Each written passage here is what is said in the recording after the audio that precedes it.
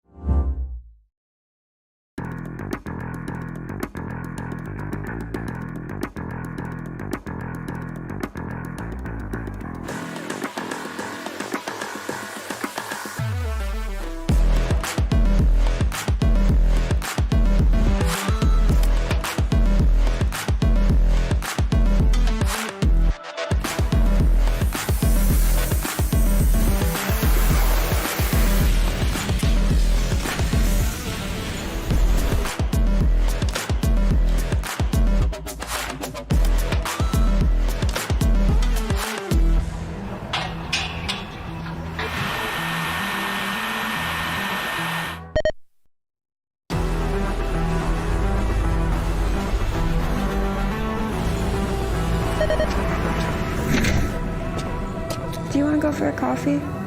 Yeah, sure.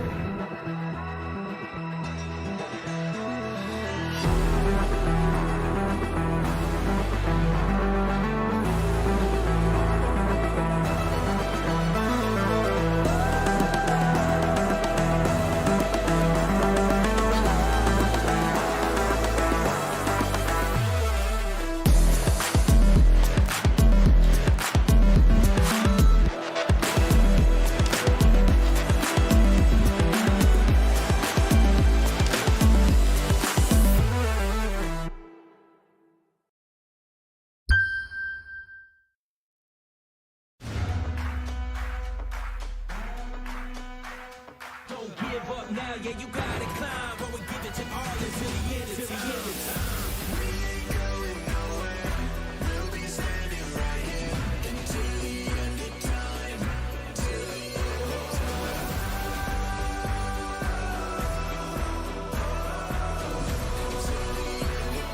They kick me round, but I won't stay down. I run this town, ain't backing down. We go on them rounds. Yeah, the moves will blow, but these roots too deep. I'm on my feet, the underdog, and I won't be beat. Watch everything we work for fall in line. We gon' give it our all until the end of time.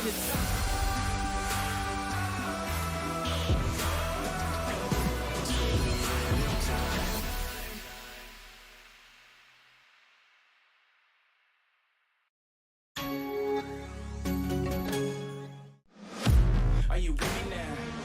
Said, are you with me now? Ain't felt this good in a while. They want us to simmer down. Can you hear me now? This is why we play. Gaming is something more. I feel it coming. It's a community made vibrant and real by AI. Technology helps us to be part of something bigger. Games play as if they were real life. Are you with me now? Said, are you with me now? Ain't felt this good in a while. They want us to simmer down. Can you hear me now? Am I going in and out? I stop and just look around to see if you're with me now. This is why we play. A community. Thousands of communities. Tell me, are you with me now? Ready to put it down. Start at the bottom, already forgot it, but they won't forgive me now. You really ain't ready now. You haters just in the crowd. Nothing can hold you back. So, why do you play?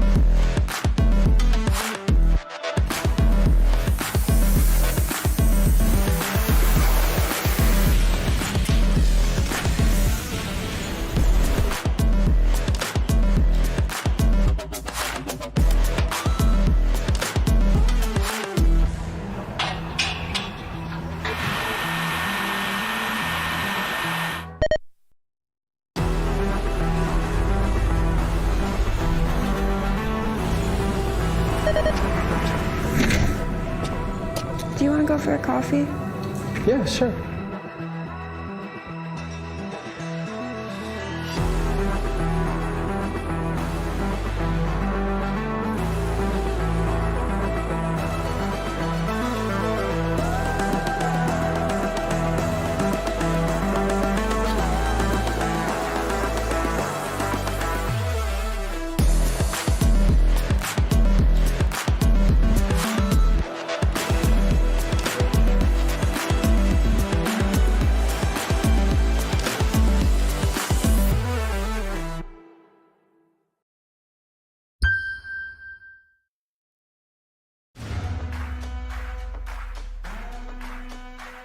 Don't give up now, yeah, you gotta climb. But we give it your all until the end, until the end of time.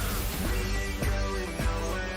We'll be standing right here until the end of time. Till the end of time.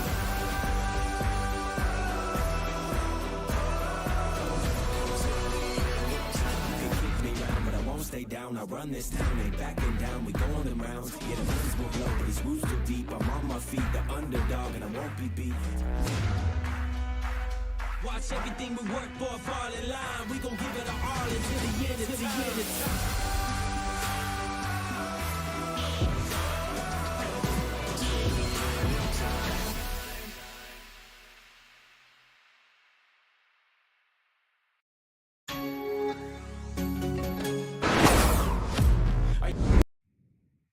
Hey, welcome back, ladies and gentlemen, to Lenovo and Intel presents the Rise of Legion, Kolkata, and we are so excited. This is the CS2 event that we are talking about, and today's day is going to be lined up with a lot of CS2 action. But before going to all of that, I would really like to give a big shout out to all our sponsors who've made this possible for us. I mean, come on, going to CS2 again, these tournaments, bringing back those memories and everything. It's going to be so much fun, right? So here we go. Gaming monitor partner is going to be no other than ViewSonic Gaming. We have gaming headset partner as Sony InZone, esports partner, the Esports Club, and talent partner Maverick. Thank you so much for being here with us. But right now, you know what? The one to tell you all these stories alongside me, it's going to be no other than Scared. So, hey, Scared, how excited are you? Super excited. CS2. I mean, after all, this is the first time I'll be casting for CS2, and that too when the game's been updated. We've seen so many changes coming Yeah. in. I really want to see what kind of gameplay will these teams bring out. What kind of changes will they stick on? And I mean, all those previous plays, then those set plays, lineups, and everything that we've seen through the entirety of CS:GO era. I personally want to Yeah. see what kind of update will we see among the teams. And again, you already know we're talking about Rise of Legions, and there always needs to be a massive prize pool coming in. So we'll be having a look at that as well because it's going to be super 2 lakh INR. That's going to be the total prize pool, and the first place will receive 1 lakh of it, Darshita. Yeah, that's huge. That's 50% of the entirety of the prize pool already. The second place takes away 50,000. Third place for 25 and fourth for 25 as well. So, more or less, I feel every single team which is making it to the LAN. Ladies and gentlemen, yes, you get me right. We have a LAN happening right in Yes. Kolkata. So, the people of Kolkata, you guys have to be ready for this. Every single team which is making it to the Kolkata LAN is getting rewarded. I mean, you are getting a minimum of at least 25,000 for being in the top 4 itself. So it's going to be intense. There's a True. lot on stake right now alongside the title as well. I mean, achievements, right? It does matter. And starting from now itself, CS2 after, CSGO was a memory for all of these players, and we were in talks True. of so much of what's gonna happen in CS2 and how is it gonna affect the overall community. But here we are with the tournament itself, and I'm so excited to say that this is the LAN that we are gonna witness in a while. But for today's schedule itself, we have the very first match as Team Outlaw going up against the sides of Fire 5 Esports. Absolutely. Two very solid teams. One of them well known in the community. The other one, yes, an underdog team coming in. But nonetheless, since we've already have the idea of the teams in front of us, let's have a look at the map as well because it is going to be ancient and we will be jumping right into the game. And among all the maps that have received some major changes, I believe ancient is the one which has taken the shorter stick, and it has quite remained the same as it previously was.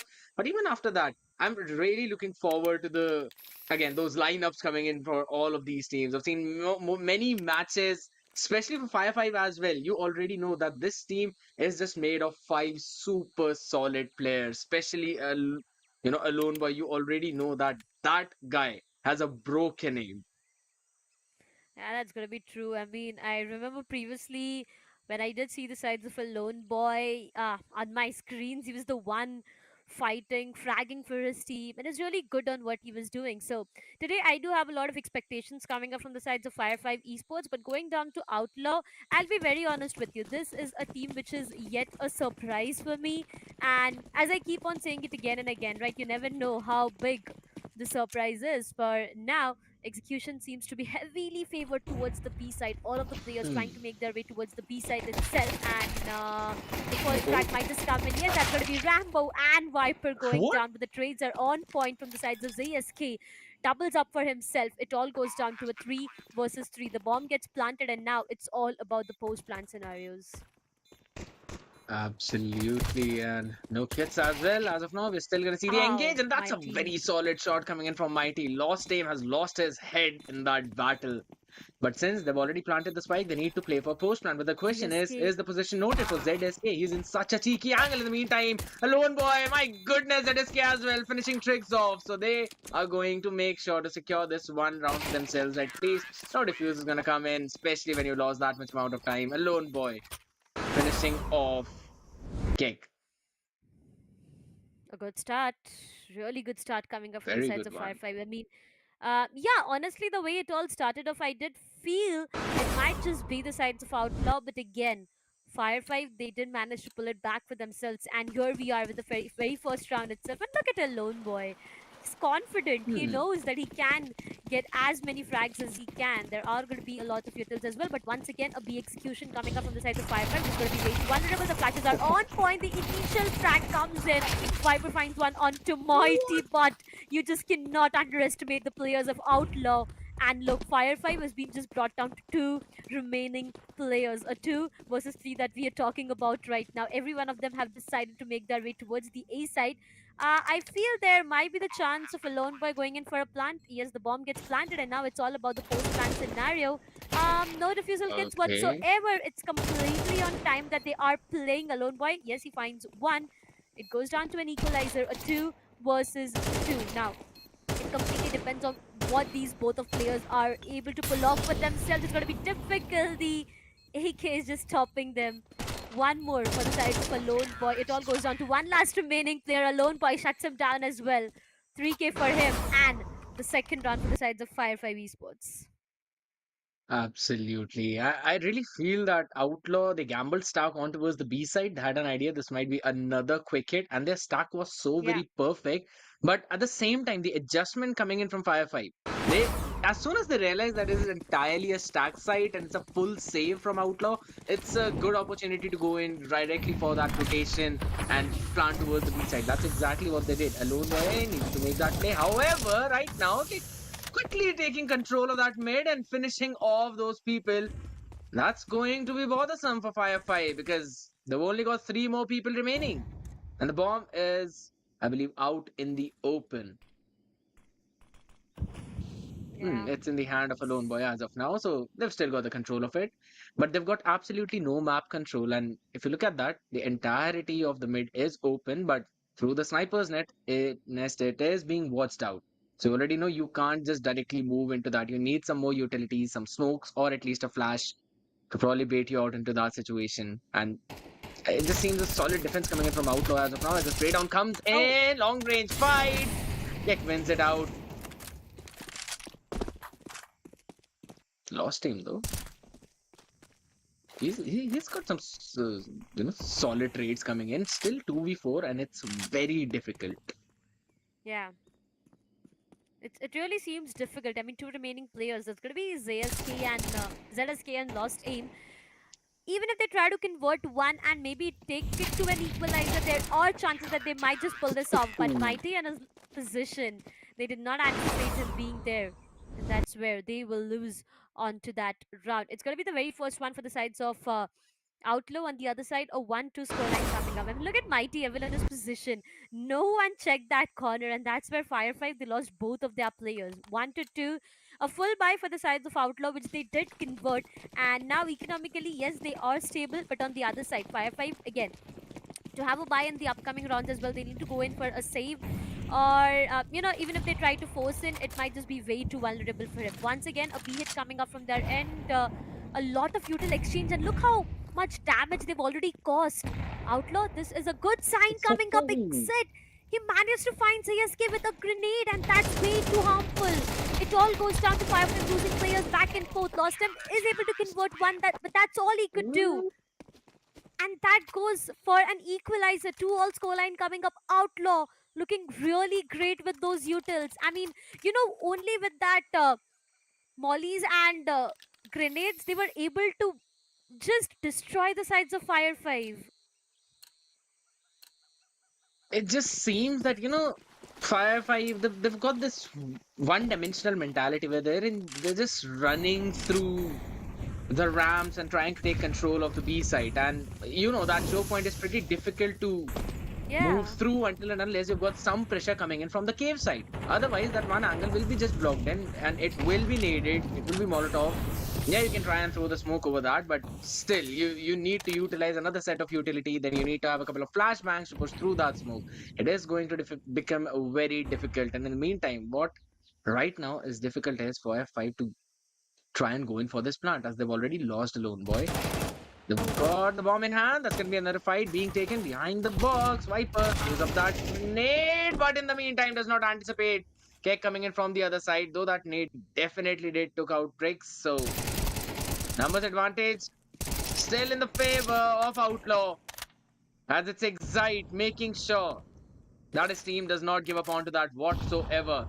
Holding the sniper's net, holding the entire mid all alone, and pushing F5 back with that nade as well. I mean, all they've got to do right now is that they can try and go towards the A side, because No. that's where it's not heavily stacked, I guess. Just one person taking care of it, but they did not anticipate the lurk from Incognito. Taken care of by Lost Aim, but picking up the bomb. Anticipates it, goes in for the fight. Takes some heavy chunk of damage. He'll probably be hunted down at this point. No, he gets another pick. Excite gets taken down. He can try and get the plant down. Maybe not, as Keck's position unanticipated, and he cleaned it up, securing the third one for his team. To start things off itself, if I talk about the pistol round and the upcoming as well, Fire 5 was looking really great. But over and over again, they are trying to go in for the same executions. Also, if I talk about the amount of utilities, I mean, in terms of flashes and smokes, if you talk about that, I don't really see Mhm. Fire 5 and their util usage being that high. Now, if you talk about the sides of OutLaw, look, there is an execution and there's a heavy presence towards the mid already. And look at the amount of util that they have already invested onto. So much perfect flashes coming up this time from Keck, and that will help Exit to take 2 frags onto his name. He himself converts one more. Fire 5 is completely clueless right now. It all goes down to 2 remaining players in the same angle over and over again. Incognito, he punishes a lone boy. ZSK, yes, he's able Okay. to find one. Does retrieve a weapon out there, but how much will he be able to convert out of that? Because looking at Mighty and his position, it's look way too vulnerable. Now they know where he is. Mighty might just come out and find him. No, that's going to be ZSK who Ooh. converts one more. A 2 versus 1. Oh, a 1v2. That Mighty. Oh, that the sides of ZSK needs to clutch for his team. But look at him, 53 HP and a dream. I just find one Oh! more. Yes, he does. Excite gets taken down. A 1 versus 1. This is way too doable. But Trix, does he anticipate him being there? If not, this is going to be way too deadly. He needs to look Oh! behind. He knows where he is. 1 HP is all he's surviving onto. A 1v1. He manages. No, he does not. He was so close of taking down Trix. But it's going to be Trix. Either way, who comes up on top, shuts him down, and gets the round back for the sides of Team OutLaw. 4 consecutive rounds back to back. Fire 5 Esports.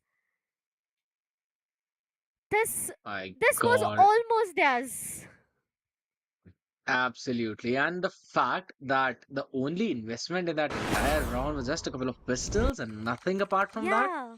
that just clearly shows you the potential of Fire 5 and what they can do once they slow that round. Now, since in the past two rounds you have already seen Outlaw going in for that super fast mid push, this time you can try and prepare a counter play for that, and you can probably play along Yeah. towards the other side of the map, or maybe you can just try and counter it by your own mollies and your own frags to stop their advance and stop their push. However, that's something 5-5 needs to cook up, because if it goes on just like this, I personally feel like Outlaw would be the ones who would be winning, especially in this first half, wherein they will be on the defensive side, because they're just being easily able to shut down the push coming in from 5-5, and that's just, as you said, they've been doing the exact same thing time after time. So it kind of becomes obvious, and you already get to know what you need to do in order to stop that push, and that super fast BRAM push has been shut down multiple times. So what I feel is that they need to take control of that mid, and probably smoking off red, maybe putting a molly there to make sure that there's absolutely no one peeking from that side. It could definitely give you an advantage and can give you a room to probably rotate towards either donut, or maybe if you want to go for a B split, then take control of the cat room and then through the cave. They can definitely try and do that, and that's what they're probably thinking right now. Oh, come on, Mighty. Not this, what lost team says to him. Gets taken down an outlaw.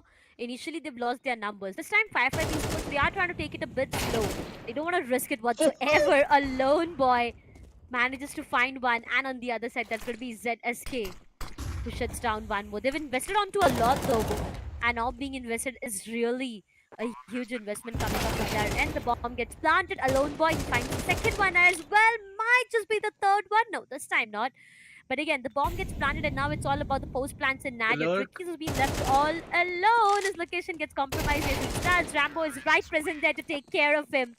Shuts him down. And finally, after 4 back-to-back rounds that Outlaw has for themselves, it's going to be Fire 5 who finds the best one. But the fact that they invested onto an AWP at that round, I was a bit dicey, honestly. But it all went down to them getting those frags in a lone boy. He started to feel himself back again. 2 frags onto his name as well. On the other side, Outlaw, as soon as they'll lose that round, they will be going in for a save. They know how important it is going to be to manage their economy. But for now, once again, a split coming up from the sides of Fire 5 Esports. But hey, this aggression might just Oh, punish them a lot. Incognito, he's been forced to go back. That grenades, that util, are going to definitely force him leave that hmm. position and go a bit passive. But the round is not yet done. There are literally 4 players and 1 towards A. So this 4-1 split might just be way too vulnerable for the sides of Fire 5 if they are able to, not convert those frags and give away the weaponaries. This might just be way too vulnerable. And look at that one player who's in such a close position. The Oh, grenade goes in, what? and that's gonna be Incognito. That's what I was talking about. Incognito finds one, but that's all, as Viper and a lone boy.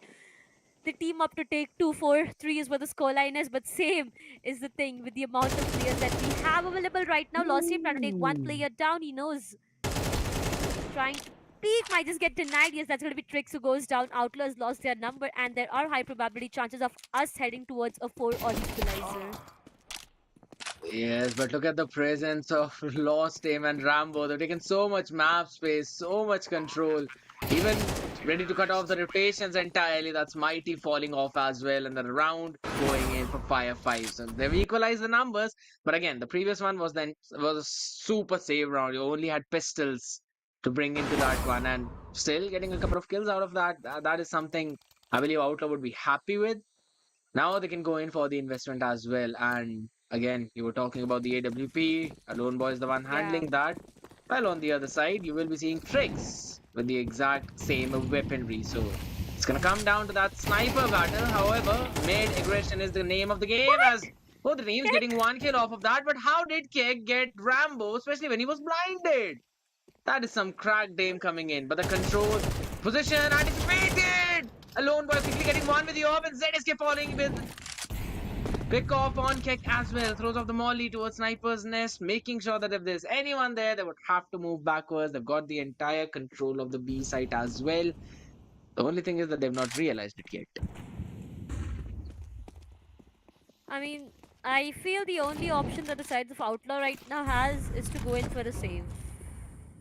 They all Yep. they can do is maybe wait for some exit frags and go in for a save, because looking at what the economy is and also the investment on an op, you know how heavy of an investment it is. So losing on to that might just give a lot more of an advantage to the sides of 5 Esports, and that's what they are going to do. Look at them towards the A side is where you do see him, and they're just going to go in and save Hmm. all the weapons that they have. They do not want to risk it whatsoever. Mighty does have a diffusal kit though, but still risking it, it's going to be way too, Yeah. vulnerable for him. 4 all is what the scoreline is. Fire 5 again. There was a time when they were losing on to rounds back to back, but Trix, Ooh. no, he's not going to convert. Eh. One more try, maybe this time he is able to convert. Yes, he is. Shuts Oh. down the sides of a lone boy, and he is able to get the off back in the upcoming round. But the lead has been snatched away from the sides of Fire 5 Esports for now, and they are on the fifth one for themselves. I really like the presence of mind coming up from the sides of both these players. For Fire 5 Esports, I mean, the way they went in to take the mid control all towards the sniper nest, and Hmm. they got those frags. They checked each and every corner. They did not miss out to those corners as well. So it was really a good side coming up from them. But for now, Outlaw again, very difficult. A lot of responsibilities onto Mighty and Tricks, honestly, because of the weaponry upgrade that they have. Rest all players going down to Hmm. few pistols. The initial frag might just come in for the sides of 5 Esports. I mean, look, once again, it's got to be a lot more of presence towards the A side. As compared to the B, there's one player towards the B, and that's going to be Lost Aim, trying his level best to maybe convert one, but hey, Tricks, good for one. No, he is not. Trix will be definitely getting punished out there to miss onto that shot, and now it all goes down to one last remaining player position. Anticipated a round with no flaws for the sides of Fire 5 and the sixth one on board. And the best part for them is that they've taken the AWP out of the hands of outlaws. So they Yeah, can't reinvest into that one. They don't have the creds for that. M4s is what they're looking for. But Mighty, I guess he's probably going in for the save. Or maybe last man by. Yeah, that's what they're taking. Couple of diffuse kits. Not a lot of utilities, but still a decent amount to work with. So probably can try and go in for that aggressive mid presence yet again. And yes, Viper. that's exactly what they're doing. Not allowing any burst as Excite shuts him down. And that's one of the most important things, right? You never anticipate these quick frags and mollies coming in, especially in those smokes as well. You get confused about that. And apparently Viper just taken down. Right now, the numbers advantage in favor of Outlaw. So You know, they're going in with a the fact, 3-2 defensive yeah, setup. 3. Mhm. the fact that Viper was literally burned alive, I really feel sad for him right now. 5 Esports, the way they've lost their very first player. And looking at a lone boy, he's down to 57 with an AWP in his hand. So it's a bit difficult for 5 right now. That's what I anticipate though. Yeah, Incognito. yeah, that is true. I mean, Ouch. lost aim. He's basically got his aim back, honestly, because incognito tried to go in for a circus shot, could not get it on time. However, this is going to be the Stark side. Two people still standing strong onto that as the execute now begins. They've got the smokes down. The plant will also be going in, but the spam through the smoke almost gets him down. Excite actually gets two of them and stops the plant as well. He will stand strong, Mighty. As he's supporting, Rambo gets taken down. Lost aim. The last one standing. The Sky has to get two more people out there. Turns it into a 1v1 only to fall by the hands of Kek as it shuts him down and secures the round for his team. Yep. Jeez. Outlaw. I mean, this is way, way too close. 5 to 6 is what the scoreline looks like, and it all goes down to maybe an equalizer, just maybe. Looking at what the economy is for the sides of Outlaw, it might be difficult, but I'm really expecting a lot coming up from the sides of Excite as well, because for now, he has an AWP in his hand. On the other side, it's going to be a lone boy, dodging all the flashes, trying to take maybe the mid control. Will he be able to do that is the question. They've already entered the side. Incognito and Mighty are able to pull back this to a 2 versus 3, but Viper shuts down Incognito as well. It all goes down to 5 having a great number advantage for themselves. And they might just make their way towards the B side. Most probably there's one player towards the back alley though, but Mighty will, what will he be able to change? Because those flashes are And those smokes are going to deny him a lot of vision. And that's exactly what the case is. He's trying to take one player down through the smoke. He is able to do that. Rambo gets taken down 2 versus 2. Still doable, Triggs, but it depends. Triggs, Yeah, his Tricks, his location. position, and It's way too anticipated the vulnerable, time. but no! The timing! Viper shuts him down, and now it's all down to one remaining player, a 1v1. Mighty Able. Once Real again, the position. position is difficult. This is difficult. And that's going to be the 7th one on board. The hopes of an equalizer gets taken away from us. 7th one comes on board for the sides of Fire 5. It's so unfortunate for Triggs because the moment he looked towards the left to check that off angle was the exact moment there were two people right in front of him. And that was just super unfortunate for him. And at the same time, I could say Firefly, they were just extremely lucky in that situation that Triggs did not look at them. Otherwise, they both would have been taken down. It could have been a super easy defusal, and we would have seen an equalizer. Nonetheless, Yeah. 7-5 situation coming in for both of these teams. And honestly, I really like the slow approaches this time from Fire 5. You already know that Outlaw, they kind of love to make those aggressive plays on some of those specific rounds. And you just basically stay backwards, allow them to take that space, only to retake it after a while, because you already know you've got the weaponry advantage as well. And after that, you also have got the idea about, the main plays that they're also trying to make. That is to take that mid control and then try to work their way forwards, or probably if they do not find any kind of frag, then move backwards towards the side. So Yeah. Outlaw, they just give on that space, let them use their utilities only to save their own for a while. And now, as we're gonna see the sides being switched up, it's 5-5 on defense, Outlaw on attack. True though. The T and the CT side comes to a switch for now. Execution towards the A side. Yeah, Outlaw is trying to make an execution towards the A side. Oh, flashes from Pick, I would say, and that will be shutting down CS. But look at the lone boy. He What? single-handedly converts 3 players out there, and this is the reason I say that this man has a great fragging potential. 3 frags in his entirely changed the round for the sides of Fire 5 Esports. Already one last remaining player, locations being compromised onto, might just be the 4th one that rolls in for a lone boy until and unless Viper shuts him down. 1 for Viper, 3 for a lone boy, round done for, and that's going to be Fire 5 with a lot of advantage. Scared, before coming to the desk itself, we were talking about a lone boy and his fragging potential. This is what I meant. I've seen this man clutching at those moments where it's impossible to do that. And once again, he's going to come up on our screens, doing it over and over again. And that's going to be the 8th one on board for Fire 5. 5 for Outlaws. Not really sure on how will it switch. Indeed. Some great utilities as well being brought in. They've got 8 flashes, 4 of those frags, 3 smokes for themselves. Have not picked up any kind of Molotovs as of now. While on the other side, it's going to be a full save. They've not won the pistol yet, so I decided they're going to go for a full save round as of now. And that's good for Fire 5 because they'll be able to move even closer to those double digits. As of now, it's 8-5. And this is also the round wherein I would expect them to win. They've got a better weaponry, MP5s, MP9s. Also got an M4 to work with. So I believe taking the fights on those close angles, yes, they're trying to go in for that aggressive approach as well. Look at that entire mid control. They already have an idea that this might not be a B hit whatsoever.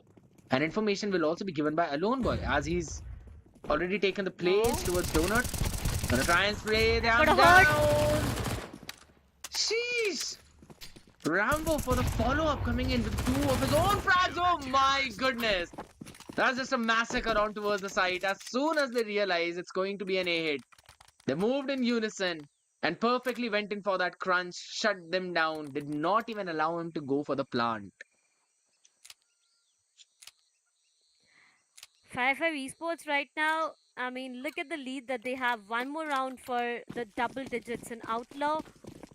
Now this round is going to decide a lot of things. They've invested onto a lot, and there are few players on the sides of Outlaw that have $0 whatsoever. So There's a lot of poverty that might just hit them, but Rambo and his mid-aggression, he does not want to stop whatsoever. 2 frags already, lost 1 for the sides of 5-5 Esports, but that's completely alright. They are hurting the economy coming up for the sides of Outlaw Esports, and that's not a great sign to witness for them. 5-5 Esports, they still have 1 AK being invested onto from the sides of ZSK, and the amount of players that they have right now and the way they have the map control for themselves, it's really a good sign coming up now. Mighty Evil, he needs to win this. He gets denied. ZSK doubles it up for himself, and it all goes down to 1 last remaining player, Trix. The last one to survive. AK. 1 minute, and a Dream is able to convert 1 onto ZSK, but that's all. A Lone Boy shuts him down. And that's going to be the another round that rolls in for the sides of Fire 5 Esports. Slowly and steadily, Fire 5 is able to deny every single play coming up from the sides of Outlaw. And this time, over and over again, you see, they are having such a good control. I mean, the map control is what I'm talking about. Such a good control coming up from there. And the mid-aggression coming up from that one single player entirely changed the round.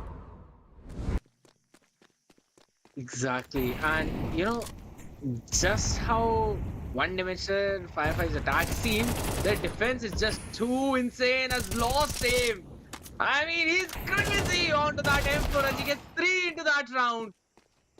And in the meantime, Incognito just trying to find skirmish on the other end. We'll get 1, but that's about it. Number disadvantage, 2v4. No map place to work with. Excite, he can try to make a play, but that's going to be difficult. He will be anticipated as well. That's going to be another fight being taken, another fight being lost on both the fronts, and Fire 5 shutting down the entire push from Outlaw and moving even closer to that victory. 11 already on board. Just 1 more round and they'll be at the match point. Yeah, true though. Slowly and slowly, Outlaw, what's the plan? Is the question. Because the way they are going in for the investments right now, it will be way too difficult. Once again, a lot of mid-aggression coming up. Rambo finds one to excite. The smokes are going to prevail them a lot of information.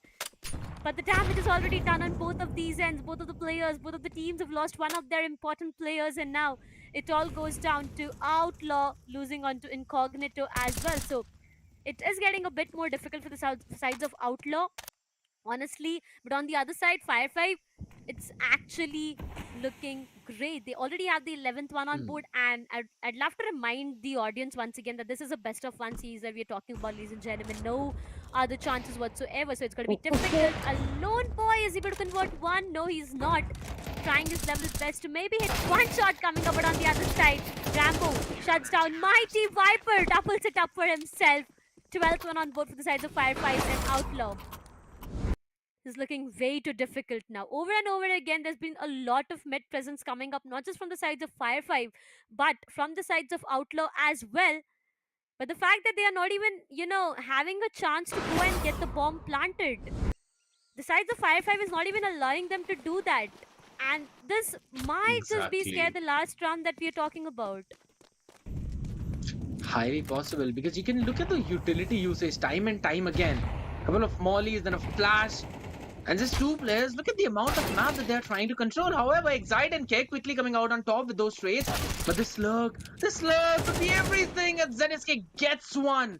They can try to convert it into something more, as they can maybe go in for a pinch. A Lone Boy will not let them go off without a punish, and ZSK, his position unanticipated. Incognito, someone needs to check behind, otherwise this could be everything in this round.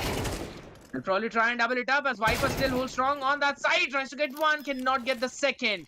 Mighty gets that shutdown. Bomb will definitely go down. The smoke to deny any kind of vision, but there we go. The luck is anticipated. Incognito shuts down ZSK. A Lone Boy with the AWP in hand. How much can you do? Molly on your face. 2 different angles to watch out for. More or less like a crossfire setup. Smoke walls. I don't think so he can do anything at this point. Yep, that's going to be the shutdown coming in. He tried to go in for another smoke play to deny some vision, but finally Outlaw finding a break through the defense of Fire 5 and finally being able to secure a round for themselves.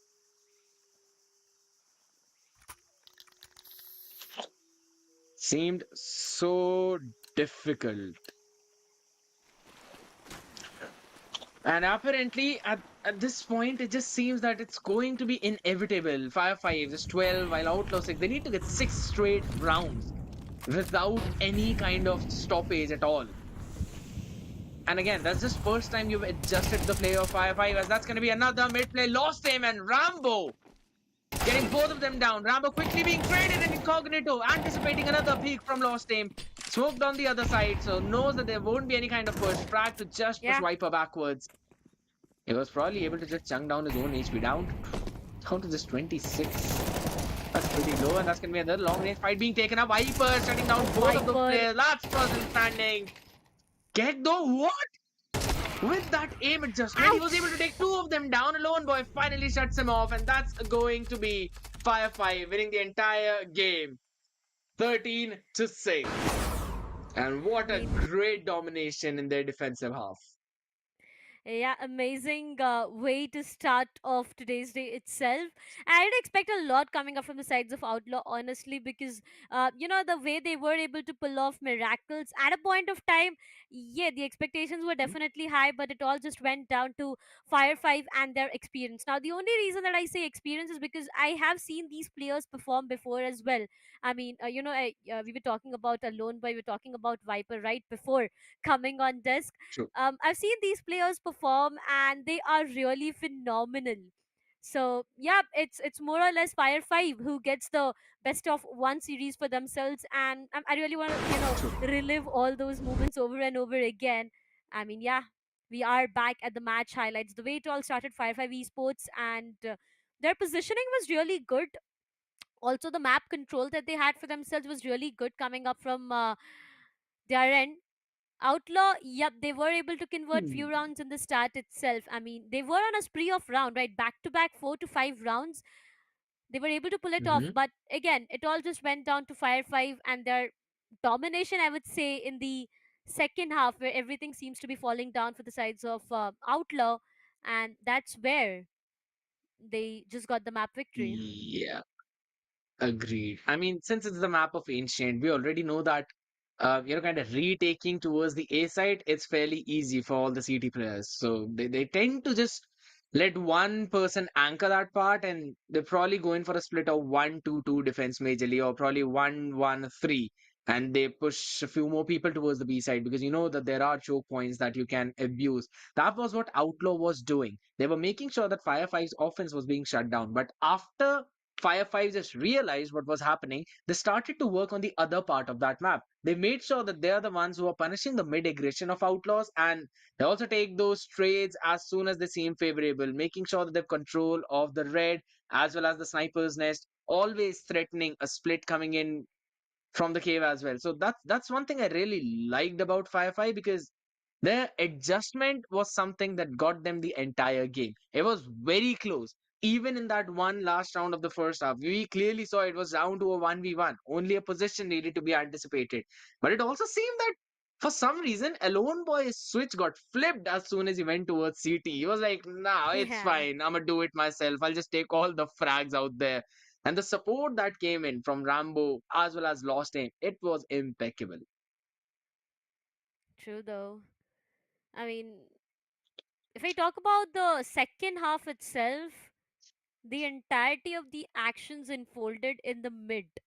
Every single time you see Hmm. there was a lot of mid presence. Both of the ends, they were trying to have the mid control for themselves, and there was a lot of denial coming up, especially for the sides of Outlaw, right? Every single time they were trying to go in for an execution, they were getting denied. I'm not really sure on why the util usage was not that great as compared to what it was in the first half itself, but going down to the second half, Fire 5 Esports, the flashes, the smokes, and all the other utils, they seem to be really good.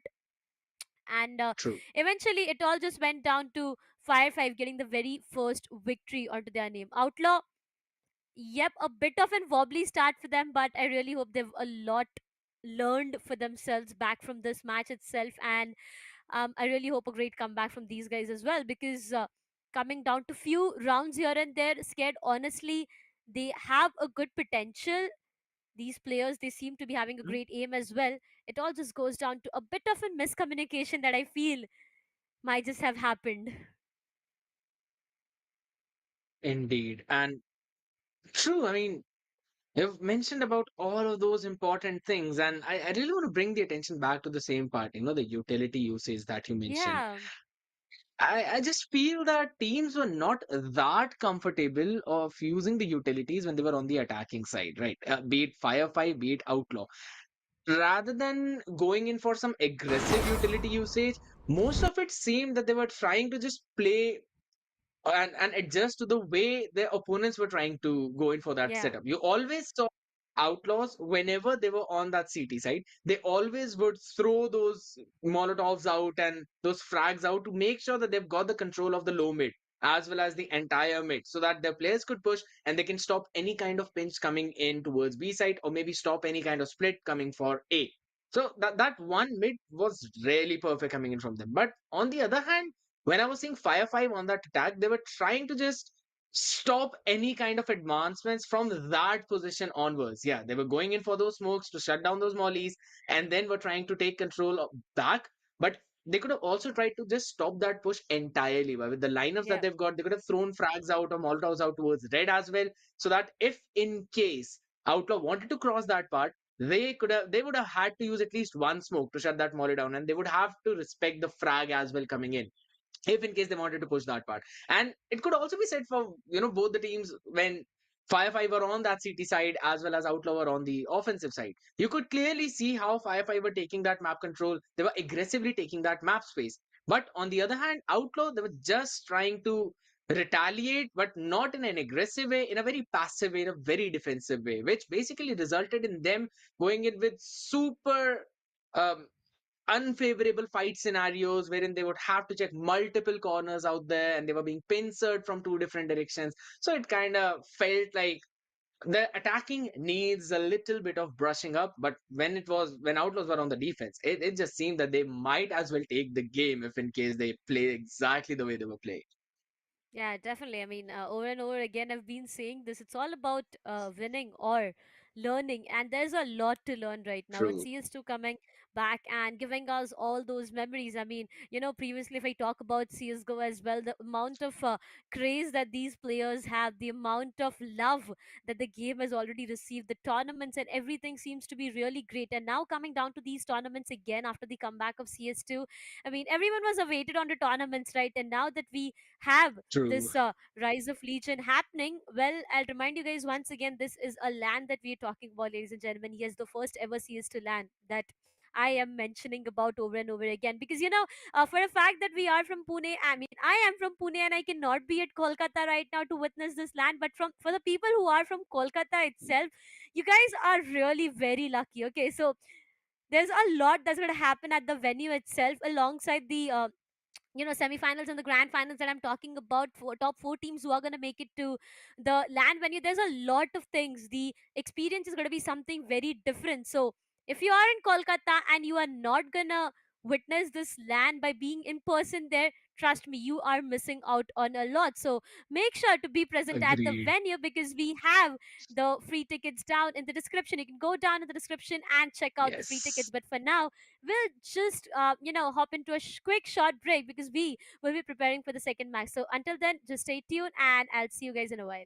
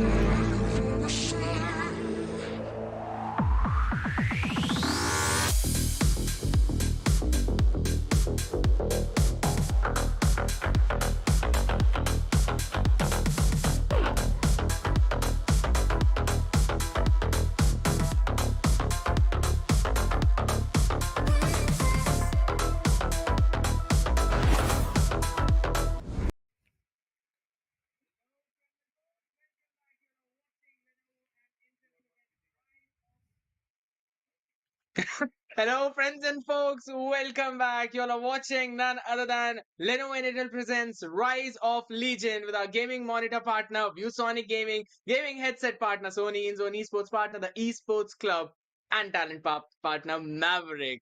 I've got Darshita on the casting desk alongside with me. And again, we've been on a very fun ride of a roller coaster in the previous match. Darshita, Yeah. I'm looking forward for this one as well, as we already know what the map is going to be, right? Yeah, we already know what the map is going to be, but right now I really want to focus on the teams as well. Harom Esports going up against the sides of Griffins Esports. Both of these teams have performed previously. They've shown amazing gameplays, and now coming back to them going up against each other, it's going to be really interesting. Especially if I talk about the sides of Hariom Esports. I mean, I have nothing to take from the sides of Griffins, honestly, but I feel Hariom Esports they have a slight edge in winning this one because look at the players. Headshot, we have Yellow Flash, Evil, Champ, Lynx. We know all of these players. You've seen them perform previously. Now coming back to the same team and a different name. I'm just getting the previous vibes again. Going down to the sides of Griffins right now, we have Friday, Dave, Lack Phase, we have Shattered and Ad. So all of these players once again are going to be a big surprise to me. But again, as I was expecting a lot from the sides of Outlaws, I am expecting a lot from the sides of Griffins as well. Indeed. I mean, we clearly saw the potential of the underdog team, especially in the previous one where Outlaws were just literally neck to neck up against Fireflies. So I'm expecting the same kind of thing even in this one. However, Hayami scores this time on the attack. Oh my goodness! Yellow Flash. What was that? Nasty shot right through the skull of Friday. And this gives them a chance on towards taking the side. Nonetheless, they denies that. Quickly solid for two of them, as he already takes care of both the people coming in from that choke point. So they will make sure that now they've got the entire control of the side. But look at this lurk coming in from mid. Fight swing taken, position noted. It should be the one to win this one. And Ouch. anticipated. Yes, that's going to be. He shuts down Evil Prince, and it's only headshot remaining. That pistol Yep. round quickly snowballed into a very solid round coming in for Griffin. For the sides of Griffins, honestly, it is a good start. Headshot special, the only one remaining player. I mean, yeah, I have seen this man clutch a lot of times, but expecting a Mhm. 1v4 at this point of time when he just has 40 seconds remaining, it's a lot, honestly, because he needs to go in the site True. as well, get the bomb planted, pray for post plant.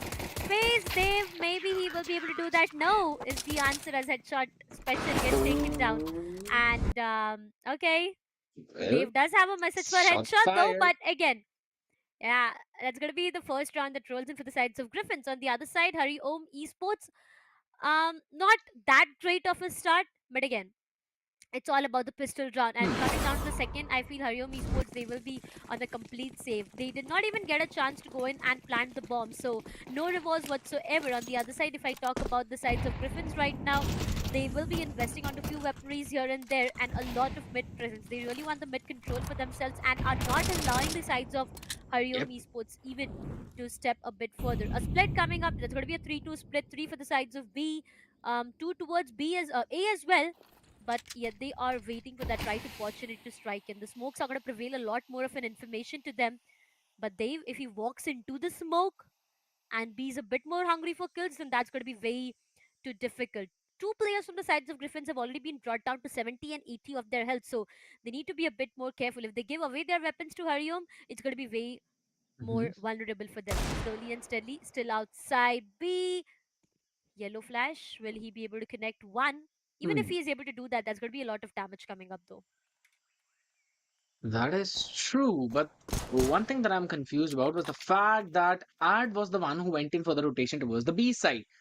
Now it is going to be Friday, taking his space and trying to control the mid, but this basically could leave an opening to try and take control of Donut and go for an A split, but that does not seem to be the place where Hariom wants to end up at. They are still looking for that B split. And again, the position being held, left phase, is B taking that first contact coming in. The question is when, as the first bullet fires up, that's going to be one trade going in, another one. Back phase speaks perfectly. And him and they have shut down the entire push. That's going to be bomb Headshot planted special? on towards the A side though. He found that opening. Yep. Headshot had the bomb. And Ouch! my God, he clearly shows why he's got that name. As he shatters the head of Shatter, and they're still gonna move forward, though I don't think so he's gonna get anything apart from that, but at least respecting his style. He also gets Ad on the go. Friday will shut him down with Famis and will get the defuse in as well. So got the defuse kit as, so they're not gonna have any major problems. Second round coming in for them, but Hariom did make it a little expensive, I would say. Yep, that's gonna be headshot, honestly, who did it too. Perfect connections coming up from that deagle. I mean, look at that. One, and then it was Ad who just added on to the same party out there. 2-0 to start Yep. things off itself. Griffin, they do have a great start, but on the other side, Hariom Esports. Now, this is a 5 AK. They have invested on a lot more of an investment. Flashes are on point to the smoke. That's going to be Ad who's trying to take one player down, but eventually there's nothing that he will be able to convert. There's a lot of mid presence coming up from the sides of Hariom Esports for now. They really want to have that mid control for themselves, and the bomb might just make it way towards the A side probably. Yeah, they are trying to make their way towards the A side itself, but three players holding mid now. That might just be a big shock. That might just go down for the sides of Griffins, because look at the way they're just holding back their position towards the donut, and maybe the A side is what the execution might be like. But how successful will it be is Yes. yet the question. Slowly and steadily, they are trying to make their way towards the donut, but shattered. Shatter. There's an opportunity. Yeah, he might just shatter all the trees slowly and steadily. Trying to walk in, trying to take one player down. He's able to do that. Doubles it up. A perfect flash coming up from Ad. And that's going to get it. A 3 versus 3. Numbers have equalized coming up from both of these ends. And now it all goes down. The 3 remaining there make it 2. As Lynx will be taken down. Hariom Esports, they are able to plant the bomb, but the numbers are not What? working in their favor. And now Yellow Flash is left all alone. Yellow Flash is known to be a clutch machine for his team, but little does he know that Friday will shut him down, and that's going to be the third one. Team Griffins, they are denying every single thing. The sides of Hariom Esports for now, and they've got the third one for them, where they have denied a full buy Oh, for the sides of Hariom, which means this round they are not going to have a good economy whatsoever.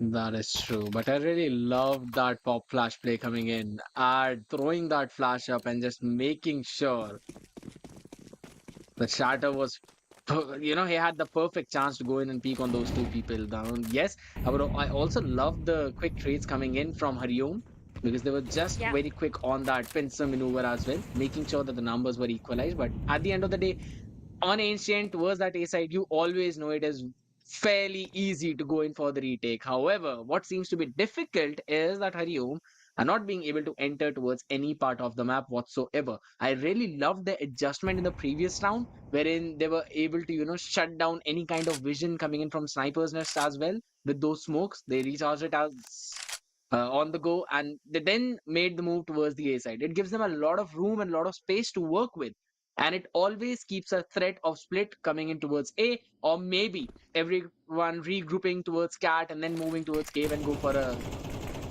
pincer towards B side. So I really love that maneuver. However, in this round, they've got the guns but not the utility, so it seems difficult for them to probably go and get a sight in, and that too when they've already Yeah. lost links for that off in the hands of Blackface. Oh, Oh, come on.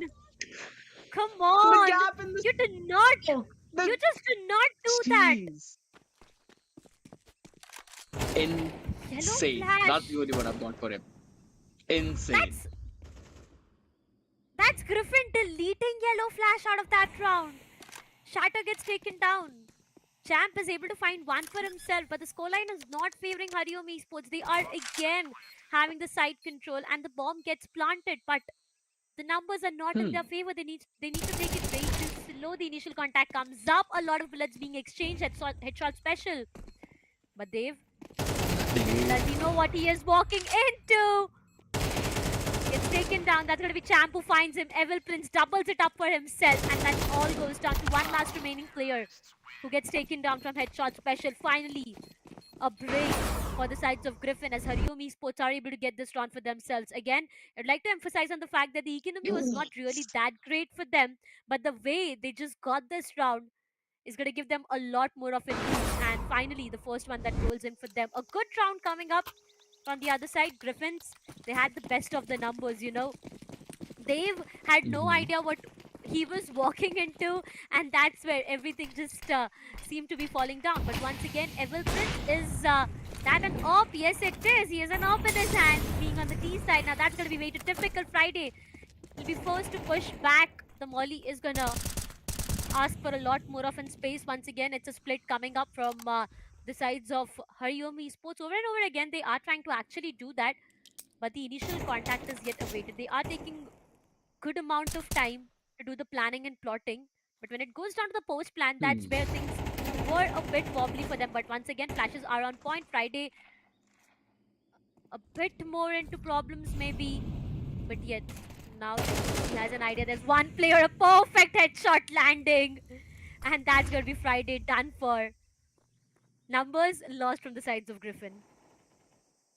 Indeed, and look at the play that they are making. They're trying to take control of both of the spaces on the map, so they don't give them any idea. However, Op not being useful as all as Art was able to take care of Evil Prince on the meantime.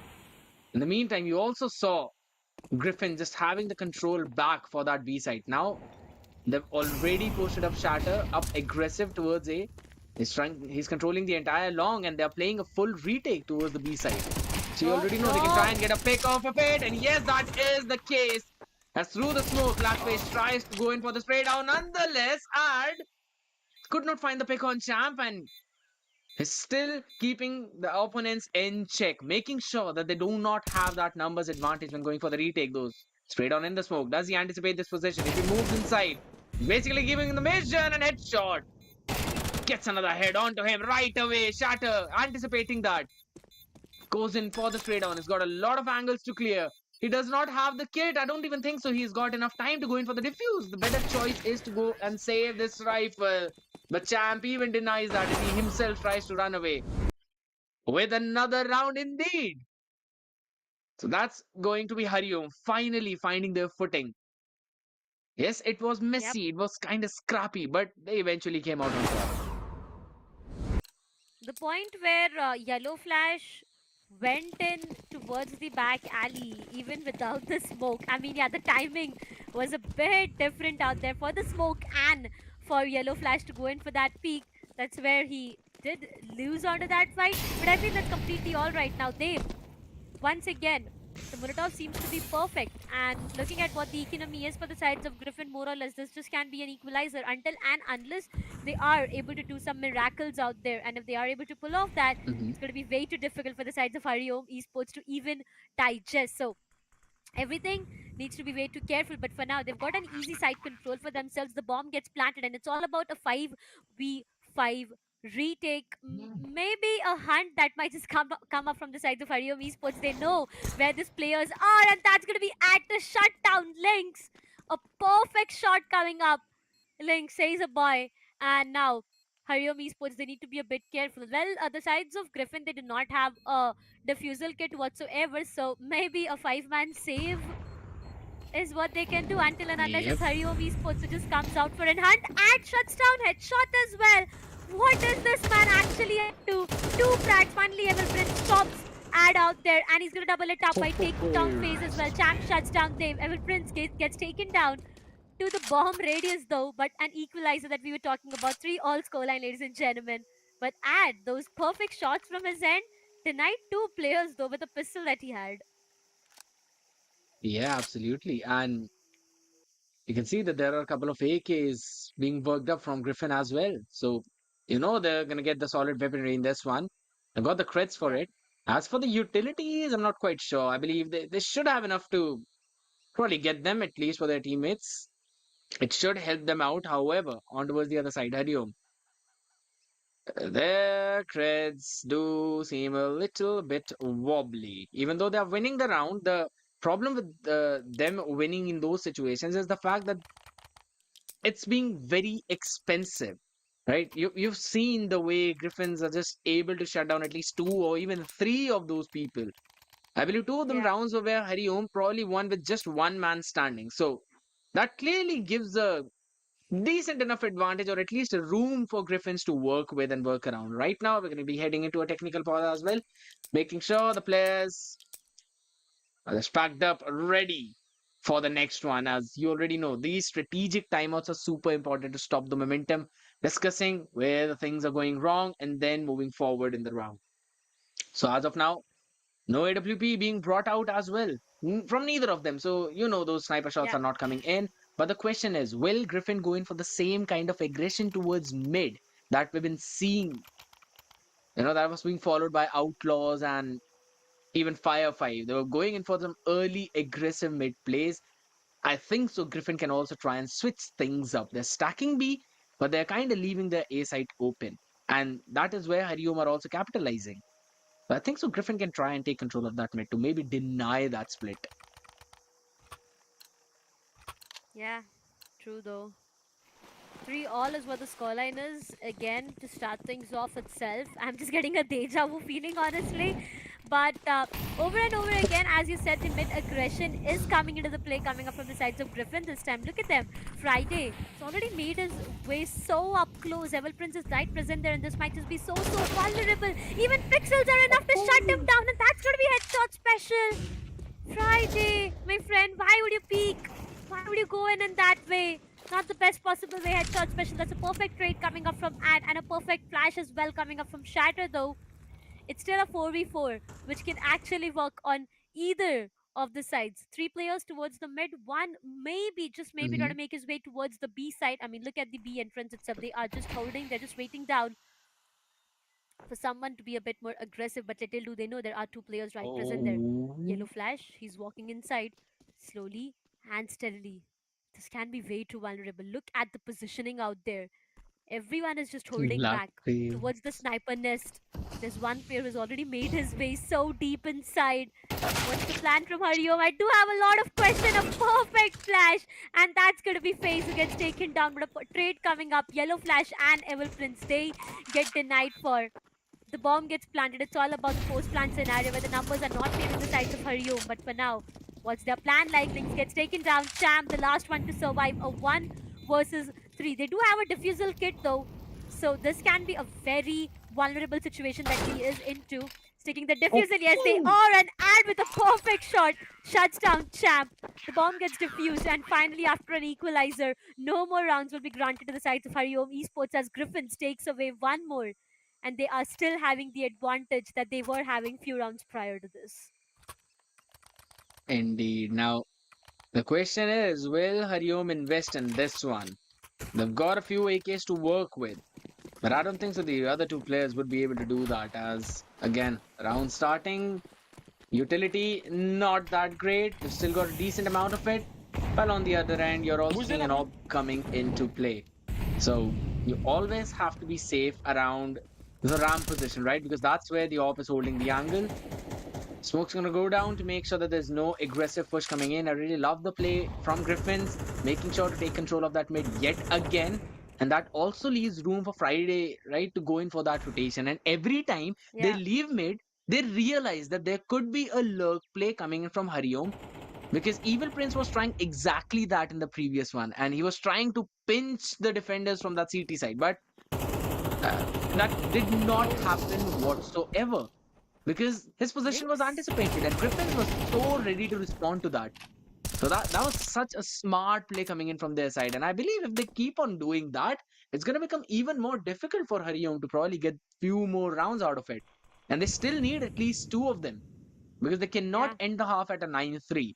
Definitely a 7-5 doable. 8-4, it's pretty difficult, but kind of works. A 9-3 is a super difficult. However, it again seems to be the exact same pinch coming in from ramp as well as the cave. As the off is still posted in that angle, how Phase. much can you get from that one place? Back phase, that's the question. As of now, he takes the first shot, nothing, but one is definitely found. But on the other hand, you already see two people taking care of him, and Lakfish still stands. He was able to take two of them down before he fell to Champ, who's holding that one angle, but has finally been taken down. Came down to a last 1v1. And Op could not be saved. So I believe Hariom would still be happy out of it. The trades were Jeez. perfect. The trades were really perfect coming up from the sides of Hariom Esports, but they just tend to force into a side where it was way too problematic to have in control of. I mean, you saw a lot of problems being created out there. The hold was so perfect coming up from Yep. Griffins. The trade game was definitely on point, but Lynx! What? Why would you do that? Friday just shuts down Lynx, and the numbers have eventually been denied. Lack, he is going to miss onto an op shot coming up. But for now, he's be forced out of that position, needs to go behind because he's not really sure on how many players might just walk into his crosses. On the other side, if I talk about Ad for now, look at the positioning. Oh, And I feel Evil Prince does anticipate that, but Ad having a weaponry advantage will shut down Evil Prince as well.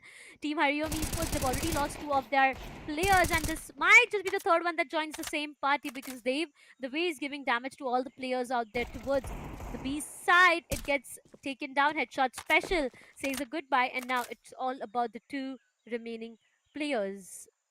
There's still one player. I mean, look at Griffin Esports. There's still one player who's going to hold the A positioning out there. The A site out there does not even matter of what the B site execution is like. But Champ, good for one, maybe just one. Yes, he is. Takes down Dave, but that's all he could do before getting taken down. And that's going to be the sixth one on board. Griffin Esports right now rounds back to back. And for the size of Hariom Esports, it's just about those three rounds that they did have their hands on to, but after that, it was a complete silence coming up from their end. indeed. Now, again, you've been seeing Griffin going in for that smoke and Molotov play time and time again. And that smoke is to deny any kind of vision for that Molotov. And it was a surprise, even for Lynx in that one. Again, they would try to go in for the same thing, but I really love the adjustment. They put out their own smoke to make sure the Molotov does not hurt them that much. But these bullets will definitely hurt out. Shatter, he still wins it. He still gets that trade, and now the Molotovs will be out there to make sure there's no one pushing from Donut. And that's three people just stranding in one place. Griffins, what an answer, especially that mid-round adjustment. It was something else. Those micro plays are where Griffins are kind of having a beat against Hariom. But as Yeah. of now, look at that. Controlling the entire map so passively, they know they've got a numbers advantage. They know that they don't need to push for any of that. They can try and go for a play, or I don't think so. They'd even try and go for an entire denial. However, the flash not perfectly dodged in, but that Molotov is definitely going to push back. One person, the off still trying to hold that angle. Lackface standing strong. The numbers are down to 4v4 now. Op shot Oh, not that connecting, face. but the damage, my goodness.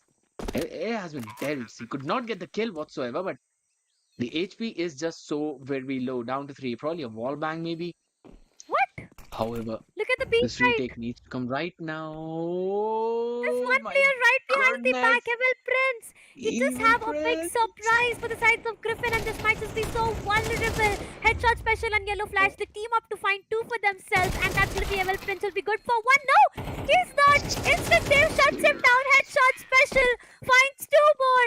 Four kills out of his name. One for yellow flash, and that's gonna be the fourth one on board for Harom Esports. But what went wrong with the sides of Evil Prince out there? He made his way entirely towards the CT spawn to take down one Mhm. player, but instead he just got denied from Dave.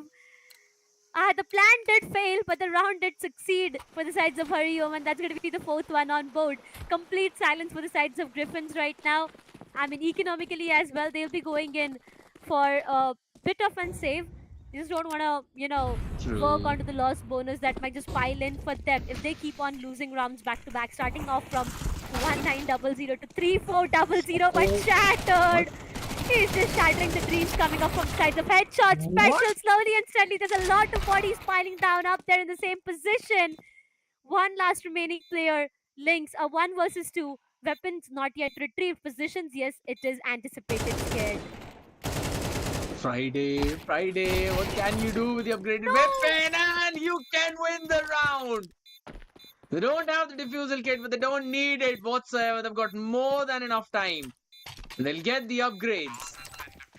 Holy smokes, you cannot in any way underestimate Griffins whatsoever. Look at the spray down from Champ. Yes, good.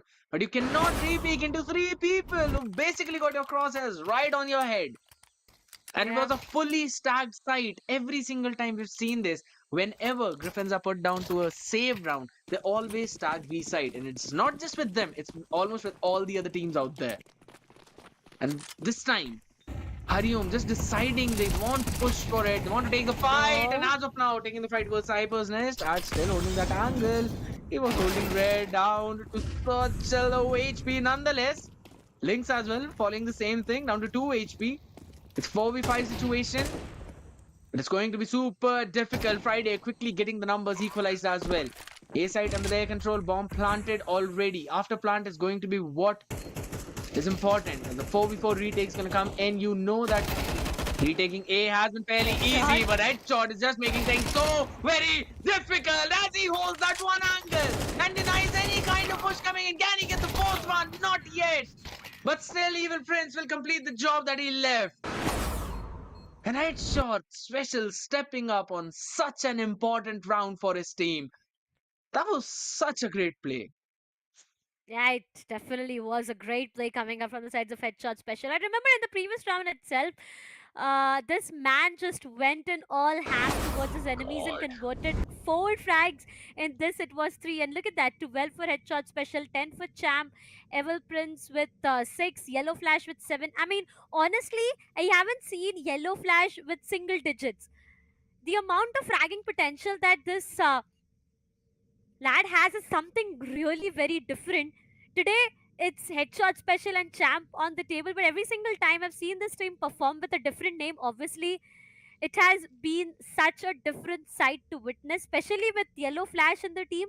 On the other side, if I talk about Griffin for now, we have Dave with 10, and Lackface with 11, and Friday and Shattered with 8. Both of these teams are giving a real tough competition to each other at this point of time.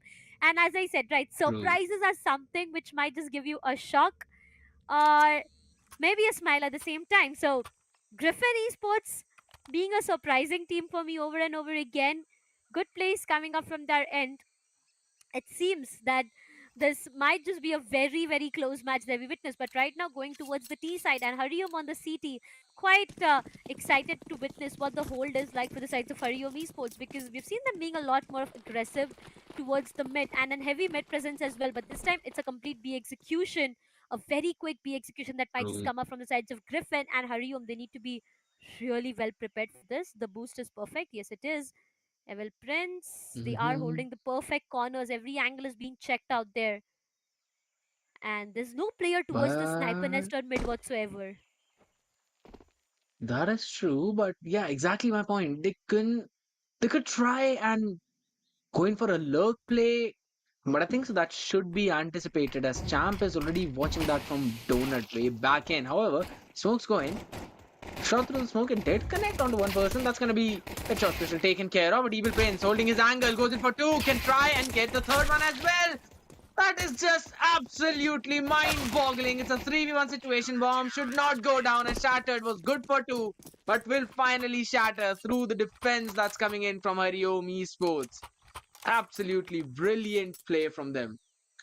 Not losing their cool, being calm in that situation, and making sure that they've got those angles watched out for. And again, Griffin, since it was a pistol round, so it's kind of understandable, but they all went in for that, again, one dimensional play wherein they decided to move in from the ramps. They did not try and go for a split whatsoever. They had the chance to Yeah. do that, but again, it becomes a little too, I believe, difficult because even that angle was being watched out for. However, this time around, they're looking towards the A side, Um, holding it's just a small disconnection finally coming up early. from the players for now. I mean, yeah, everything will be Possibly. sorted way too early. Yeah, it's gonna be the case. A small disconnection coming up from the players, but that's completely all right. Honestly, Griffin Esports in the first half itself, the way they had the side control, the way they Hmm. had all the advantages for themselves, the way they were winning onto those duels, everything was looking so perfect for them. Hariom Esports, yes, there were situations where, Hariom Esports was left scratching their heads on what can be done. There were rounds where we did see the sides of Hariom Esports just running in the map as headless chickens all around, not really sure on what can be done and what not. So everything seems to be way too close. I do see the players of Hariom Esports being connected back one by one. There was links, headshot, champ, everyone back over and over again. But on the sides of Griffins Esports, I have to give it to all these players out there. I mean, kudos the way they've been performing and getting Hariom into so much of problems right now can be clearly witnessed. But Hmm. as I said, right, Hariom Esports over and over again, they have counter strategies ready. They are having a good read at the same time. So this honestly can be anyone's map. Honestly, I mean, I remember that scared when we Yes. started off. I did say that Hariom Esports had an edge for this one, but now I feel this can be anyone's deal. Yes, that is true. And there's one more thing, right? You already know that Griffin, they're up by one round. Yes, this is going to be a save for their side. And you've got some solid weaponry coming in from Hariom, a couple of Yeah. M4s, MP9. So you know they've got a solid advantage in this one. It would probably end up in an equalized situation. However, what I feel is that Griffin has got a lot of space and a lot of room to work with, especially on that attacking side. If in case they try and make some of those proactive plays or maybe try and deny the space to Hariom, they should be able to, I believe, cluster up a few more attacking rounds. That's going to put a lot of pressure on Hariom. But that is if they make those plays. As long as they all decide to go in from just a same choke point, they will be shut down until and unless they've got some cracked aim onto their side and somehow their shots are landing just perfectly. It becomes way too difficult. So again, in terms of Hariom Esports defense, we clearly saw three people staying in towards the B side. They were making sure that all the angles were being watched out for. And yes, that was just the pistol round that we are talking about. As of now, we'll be seeing some weaponry coming into play as well. But the question is, can Griffin land those important headshots? Because if they're able to take care of Evil Prince and Yellow Flash, they Mm-hmm. should be able to, get those weaponry upgrades as well. But that is Yeah, if they land those shots. And it's going to get a little too difficult, I would not lie. So we'll that's just gonna have be to wait true. and see. Hmm. I will need to have patience for now. I mean, looking at the way these players are disconnected for now, I mean, come on, such an interesting match coming up, and at the same time, we have these players getting DC'd. But hey, for all those who've tuned in new and are watching us live right now, this is the Lenovo and Intel presents the Rise of Legion Kolkata. It's going to be a LAN event, a CS2 LAN, ladies and gentlemen, that I'm talking about right now, which is happening in Kolkata. So, if you are from Kolkata and you're not Hmm. making it to the LAN, trust me, you're going to miss out on a lot. Round of 32 is what is going on right now. Round of 16, quarterfinals, semifinals, grand finals, a long journey for all of these players. But, it's worth it. the prize pool, the title. Now, if we talk about the prize pool, we have a prize pool of 2 lakh INR, and the first place, the team who is the champion of this tournament, is going to take home 1 lakh. That's the 50% share of prize pool, the Hmm. overall prize pool directly. And alongside that as well, I mean, there were a lot of things, right? The achievement of winning the first ever CS2 LAN, alongside that, the title itself, it's Lenovo and Intel presents the Rise of Legion Kolkata. It's a huge title, so a lot of bragging rights, a lot of flex that can be made. So they have a lot on board, a lot on stake right now, and there's going to True. be a lot of intense competition as well. So to start things off on today's day itself, I mean, the first match that we just witnessed between the sides of Fire 5 and Outlaw, it was a 13-5, 13-6 scoreline coming up in favors of the sides of Team Fire 5 Esports. A quick match, honestly. I'd expect it to be really close, but right now, the way things are panning out between Harom Esports and Griffins, expectations are really very high, scared.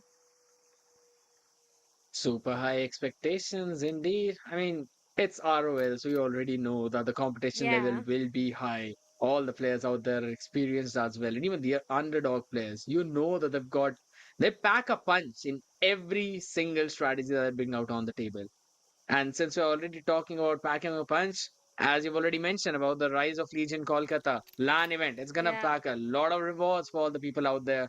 We'll also have, on-site tournaments as well for many other games. And if you want to know about that, you've got to stick tuned to us. And there's one thing that I want to mention, that the yeah, event will take place in Rajkotir in Kolkata. So all the people who yeah, are wondering where is it going to be held, you know about the place now. So make sure to grab onto your tickets as well as soon as possible. And again, you know that there will be so many events out there. There'll be cosplays. There will also be, so many goodies. You can try and meet up with the favorite players, favorite streamers. yeah, It's going to be super fun. It always is fun whenever you talk about land, right? I mean, we've yeah. we've been seeing so many rise of Legion lands coming in, and they have all been super successful. So honestly, you do not want to miss out on to that one, just as Darshita said. And if you're thinking about the match as well, we'll be making sure that the disconnect is fixed quickly, guys, and then we'll be heading into the match as well. In the meantime, you've got us to entertain you. Yeah, yeah, definitely. You've got us to entertain you throughout. I mean, not just right now, but throughout all the matches that we are going to witness today, because it's just the start, right? It's just about the very first Mm, map that we are done for today's day. This is the second match. I mean, true. just maybe a 50% show that's done for, and so much has already happened, right? If I talk about what's happened in map, what's happening outside as well, there's just so much that has happened. And emphasizing on the fact that it's a land. I mean, yeah, I have been talking about it over and over again, but the feeling of having a CS to LAN is something very different. It just takes me back to those old Absolutely. times, right? The CS:GO actions where it all unfolded, where we had a lot of LANs, where we had so much to talk about. So it just takes me back, and now with CS2 coming into actions, everyone was just so excited, so hyped up about all of this happening, and the hype was actually worth it. There's been so many changes, honestly, in CS2 itself. Even if I talk about the map of Inferno, so much of changes in the map itself. Map of Inferno, the Mm. map that I love the most, honestly, scared. And it just feels so Mhm. surreal to witness all of these changes happening. But over and over again, this tournament is going to give an opportunity to all these players to step up in the CS2 again and show what they have got to serve us. So today's day, it's going to be a best of one series, ladies and gentlemen, and every single team just gets one single opportunity to prove themselves. It's a do or die situation, because if you're not able to do it right now, you know it's done for. Absolutely. And there are just so few rounds to work out, right? In CSGO, Yeah, you always had to go in for those 16 rounds, but this time you are yeah, down to just 13. So that round difference also makes a lot, because yeah, whenever you were playing CSGO, you were like, all right, even if it's 13-10, it's fine. You've got some more rounds to work with. But now, even if it's 12-10, you know that not even one round can you yeah, let lose whatsoever. You've got to be just on your toes. I mean, it just becomes way too competitive, and the game is also pretty fast paced as of now. You can clearly see, yes, you've got a 2 minute timer to go in for that bomb planting.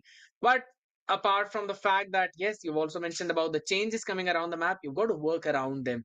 And I Yeah, believe the reason why we're seeing a lot of ancient today is probably because of the fact that there have not been any major change in little ancient. You changes. Yeah, kind of have almost the same things, just like the previous time and in CSGO scenes as well. So people have adjusted to that map and they're like, all right, rather than going directly onto the maps that have faced some major changes, we can stick to the ones that have relevantly been the same, and we can try and go in for those same kinds of executes, probably going for the same kinds of defensive setups, or I mean the plays that they would love to make. And that is exactly what we are seeing. But eventually it's a game, it's a shooting game, right? You have to make sure that your aim is on point. It is going to come down to that. You can have a super solid strategy, you can find some amazing timings, but you need to land those shots. And I yeah, personally feel like that is where Griffin is probably having a beat against Hariom. Because yes, Hariom are finding that timing as well. When they were playing in that attacking half, we could see that their lurks were going on point. But eventually, it was something that Griffins anticipated every single time. So that anticipation, realizing what your opponent might be up to, realizing the gap in your defense is room to victory, especially when you are on the CT side. So I think so. Hariom could probably take a page out of the book of Griffins and could do the exact yeah, same thing to them, denying any kind of attacking rounds. And attacking is obviously super important as of now. You need to get those 5 rounds, and I personally feel it is comparatively a little difficult because retaking A side from CT is fairly easy, while B side is always going to be stacked up. So crossing those choke points is also difficult. I believe that op that will be coming in play will be super important for both of them. You need to find those yeah. openers with it. Yeah, it's gonna be. I feel it's gonna be way more important when it goes down to the CT side. Coming down to the T side, yeah, it might just be vulnerable at point of times when you are not able True. to connect those shots while maybe entering the site or getting the bomb planted. That's where the issues might just prevail. But coming down to the CT side, I feel yeah, it's gonna Right. be very important because once you have an op set up in one direction, there's no one who could peek you in until and unless the flashes or the True. smokes are on point. You can either being on this T side, you can either just go in and block that angle off completely with a smoke, or maybe the flashbangs can actually help you get your enemies into a lot of problem, and that's where you might just deny an op. So these are the ways that might just get the player that is in front of you into a lot of problems. So if these are players are able to pull that off, the op might just get denied. But it's just so heartbreaking, right? So heavy investment made and you get nothing in return. So it's going to be heartbreaking, but at the same time, let's see what these players are able to pull. Also, the, deagle shots coming up from these players. I remember in one of the rounds coming up from the sides of headshots, especially was able to actually convert 2 kills. I mean, um, two True. kills with a deagle is just so difficult to pull off, right? And it's just so satisfying to watch as an observer or a caster. But honestly, I over know, and over again, right? a bit of a technical issues that we are facing, ladies and gentlemen, for now. So we'll be quickly going towards a very small break, and we'll see you guys in a while. Until then, stay tuned.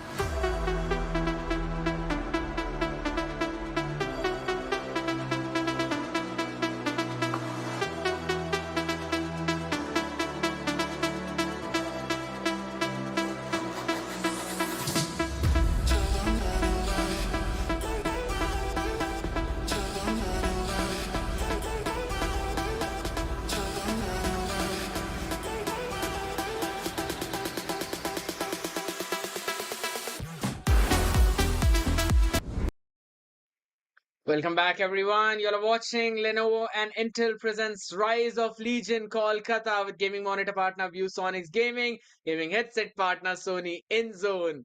And that's going to be talent partner with Maverick and esports partner, the Esports Club. I know we've been watching the second game, we've been waiting for a while. Now let's quickly jump into it without any further ado. As Darshita, please tell us what's Yeah. going on in the game. Oh yeah, there's a lot of drama, a lot of melodrama that has already happened all the way down to where we are right now. 76, ladies and gentlemen, is what the scoreline looks like. But for now, execution maybe tilted towards the A. No way, they are rotating. They are rotating back their way towards the B side. Now this can be a bit dangerous. Griffin Esports, what's the plan? They're taking it way too slow for now. Not really sure on what the Hmm. execution is like, but they've left the sides of Harom Esports into a lot of questions. And now, with the play coming up, they already anticipate them being there. A lot of spam smokes have been placed way too precisely.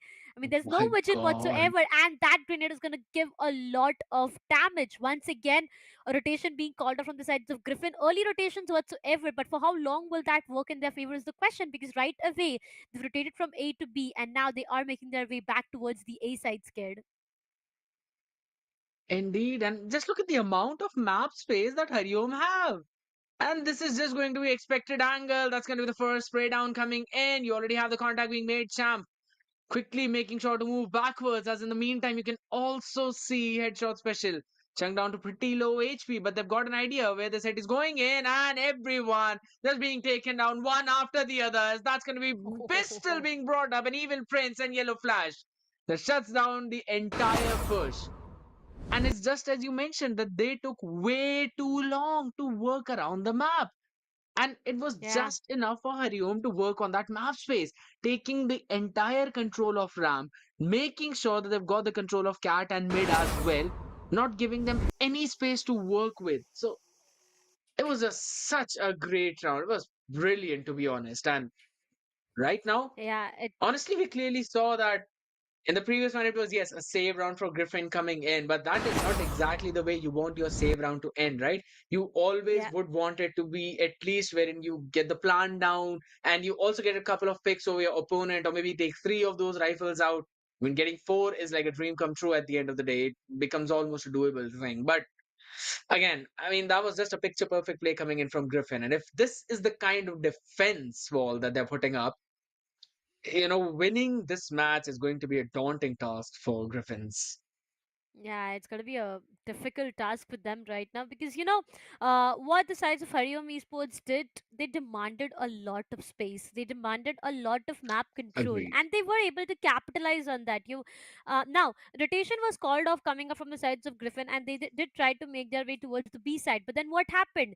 The early B control was already in the favor of team, Hariom Esports, and that's where they had to make their way back again towards maybe the mid or maybe towards the A side, and it just did not work in their favor. Even the donut control, they did not have their hands onto that as well. Everything seems to be falling down for them, and it just didn't work in their favor either ways. But again, we need to even understand the fact that the pistol round was in the favor of Hariom Esports. So they did have an economically advantageous round for them. Now, when it goes down to a full buy round coming up from the sides of Griffin, that's where things might change, and that's where actions might unfold because the equalization in the weaponry might just tell us on who is a better team out there. Absolutely. And the main part is that they need to take map space on their own. They need to deny that while, Hariom are basically going in, taking that control.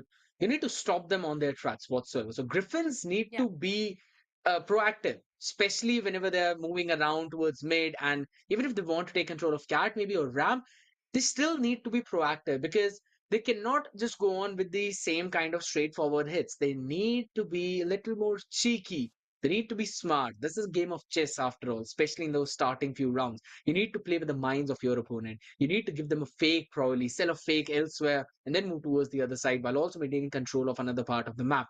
Because in the previous one and the round before that, we've just seen them moving in all 5 man, moving like a herd all together, maybe towards the ramp. And in the previous one, they all went towards the donut. So that is something that they need to avoid in any case whatsoever. Because Yeah. Hariom, they're spread out towards the entirety of the map. They're taking control of all of those choke points, all of those space. And even in the previous one, you just clearly saw them. Even they had the weaponry advantage. They decided that it's better not to peek onto 5 people. Let's just take a step back, only controlling those choke points, those spaces, and only giving one room for Griffins to work with. And then catching them even from the front as well as from the back. It's a pincer coming in perfectly. However, this time around, I really like this approach. Putting a Molotov towards the entirety of the mid whatsoever and not allowing Hariom to take that space proactively. Still, they can try and work with that as the cave is already being controlled by them along with the ramp, which is for now in the hands of Griffins. Oh my god, that nade Friday.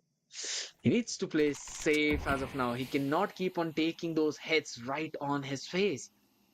Yeah. However, headshot seems to be getting a little too ahead of himself. The spray is there, so the warning shots have been fired already, trying to get someone through that wall bang. And yeah, headshot. He just concedes the space, and it's just about the right time as you already know it's smoke fading away. You could probably see some presence coming in whatsoever. It's just a super slow round, and I guess they will probably end up going in towards the B as well. Look at the amount of damage. Yeah, there's a lot of damage coming up from both of these ends. Mid control completely in the favors of Griffin for now. I mean, that's gonna be until and unless headshot special. He had a huge responsibility. Gets taken down on the other side. Lynx joins the same party as soon as one player from the sides of Hariom Esports falls down. Either ways, every single one of them seems to be falling down right now. The numbers are not working in their favor until and unless Evil Prince shuts down the sides of that phase. That's all he could do before he gets taken down. Yellow flash, the last one to depart, and that's going to be the eighth one on board. The bomb gets planted, so that's going to be economically a good boost for them as well. On the other side, Hariom Esports, what's the plan for the next round? Because in this round, I mean, yeah, they did not actually made any investments whatsoever. They did play on what they had previously, but I feel they need to go in for a save right now. Evil Prince has invested. Um, Yeah, I'm having they're a still basically going in yeah. for some buy. Yeah, actually they have invested onto a lot right now, and if this round does not work in their favor, it might just be so vulnerable. Look at Devil Prince is completely broke, $0 whatsoever, 150 for champ. So it's gonna be important for them. I mean, the 1900 losing cred is where it all initiated, but again, need to see on what the plan is like for this round, because for now, again, we've been talking about this a lot. Griffin is taking it really very slow. They are just letting the sides of Harom Esports scratch their heads for the initial maybe 45 seconds. I mean, they're not just giving them any clue. Look at that. There's a lot of bullets being exchanged from both of these ends, but no frags whatsoever. Once again, headshot special into a complete vulnerable position. Might just get him a frag, but not really sure on how will he be able to capitalize, because this time what Griffin is demanding is the mid control for themselves and maybe the donut as well, where Yes. Champ, you can see him now. That's just a cat and mouse Timing. play. The timing can be the best friend of either of these parties, but on whose it will be. With Shadow. See what's happening all around. Okay. And shuts down.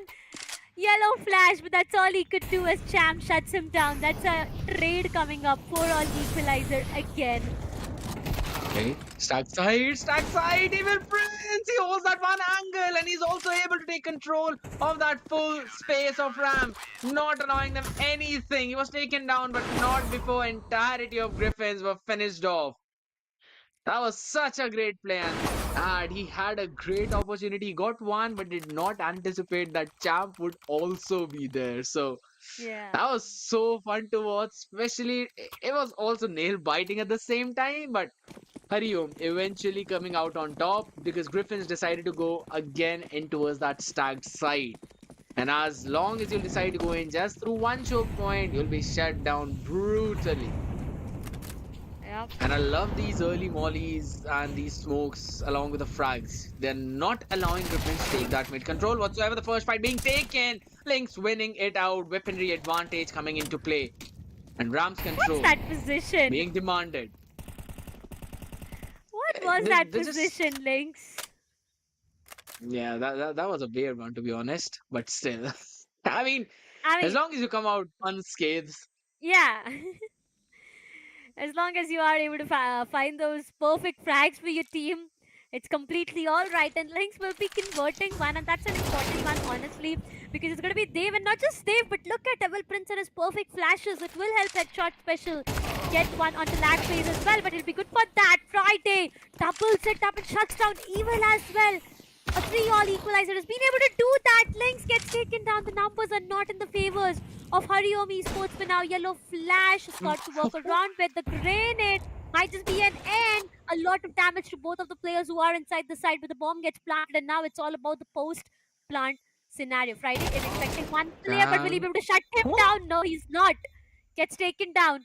The equalizer is here over and over again. Good for one. Yellow flash. No, he's not. And now the responsibilities lies on the shoulder of Champ. A lot of damage is already done. But the kill is yet awaited onto Champ. Finds one. Maybe the second one. He's going to stick in for the defusal. Does not have a defusal kit. Time not being his best friend is able to shut down Shatter as well. But the defusal won't come into the play because he had no defusal kit whatsoever. Time not being the best friend. He had to run out. Griffin gets the round for themselves, but on what cost? 5-player loss.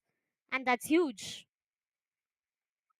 that is true. Still denying the lead to Hariom though. Yeah. That's one thing, probably. But again, no finances to work with. Maybe they can chunk out a buy whatsoever for a couple of people, but maybe not all. Yeah, you can clearly see a couple of AKs coming in. That's about it. I mean, on the other hand, though, you can clearly see an AWP also being brought in. But still, the rest of the members are actually working on the pistol, so kind of broken by both of them. And eventually, this trade is going to be important as Evil Prince gets taken down. Headshot special, though. Oh.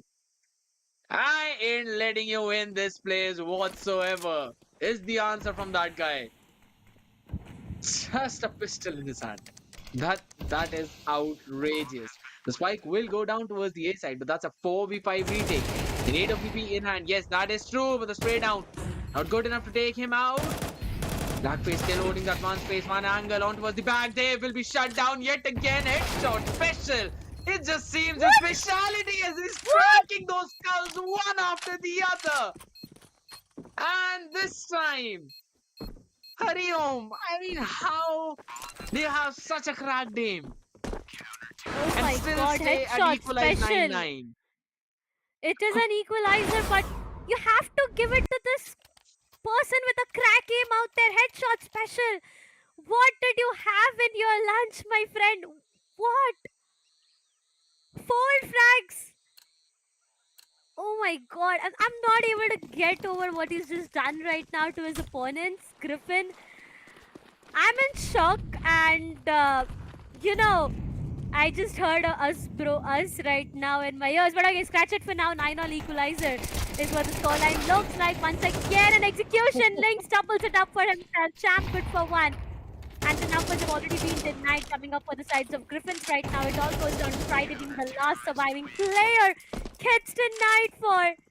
And that's going to be Harom Esports once again with the 10th one on board. The double digits have rolled in for the sides of Harom Esports and Griffins not really sure on what the plan looks like. Evil Prince with the op for himself. Rest player will be going in for the M4 and the AKs buys. On the other side, it's going to be a 5 AK coming up, but the utilities needs to be on point because running like headless chickens all over the map is not going to be an advantage for either of the sides. They need to go in for those flashes, those smokes, and that's where things might just change. Champ good for 1. Yes, he is. Anticipated, gets the frag, shuts down ad, and now Griffin has lost their numbers, initially scared. Yeah, but they somehow ended up equalizing that. Even now an advantage as it's down to a 3v4. Still, B side is where the stack is coming in. This fight is going to be super important.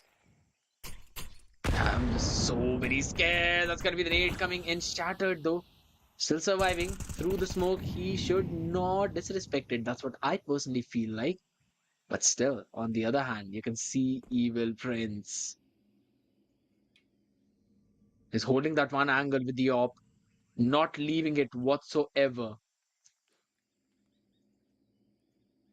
On the other hand, you can see that the rotation is now going towards the A side. Now, this has been a thing, right? For Harom, A side has been the side where you don't see any kind of stack. It's been the weaker part of their defense, but this fight is going to be important and headshot special. It's got some speciality built into him. He just does not stop. Gets him out, gets the number equalized, and now they've got a pretty solid chance of going in for the retake as well. Molly comes in towards Donut, trying to stop them in their pursuit, but Champ wins it out against save. How did that even happen? Nonetheless, Lakwe is equalizing the numbers. Wallbang coming in. That with a headshot, and the spray down is good enough. Headshot special and Champ. So the ones winning it out, but they need to get the defuse in as well. Upgrading the rifles. AK in hand, op saved. And reaching the 11th.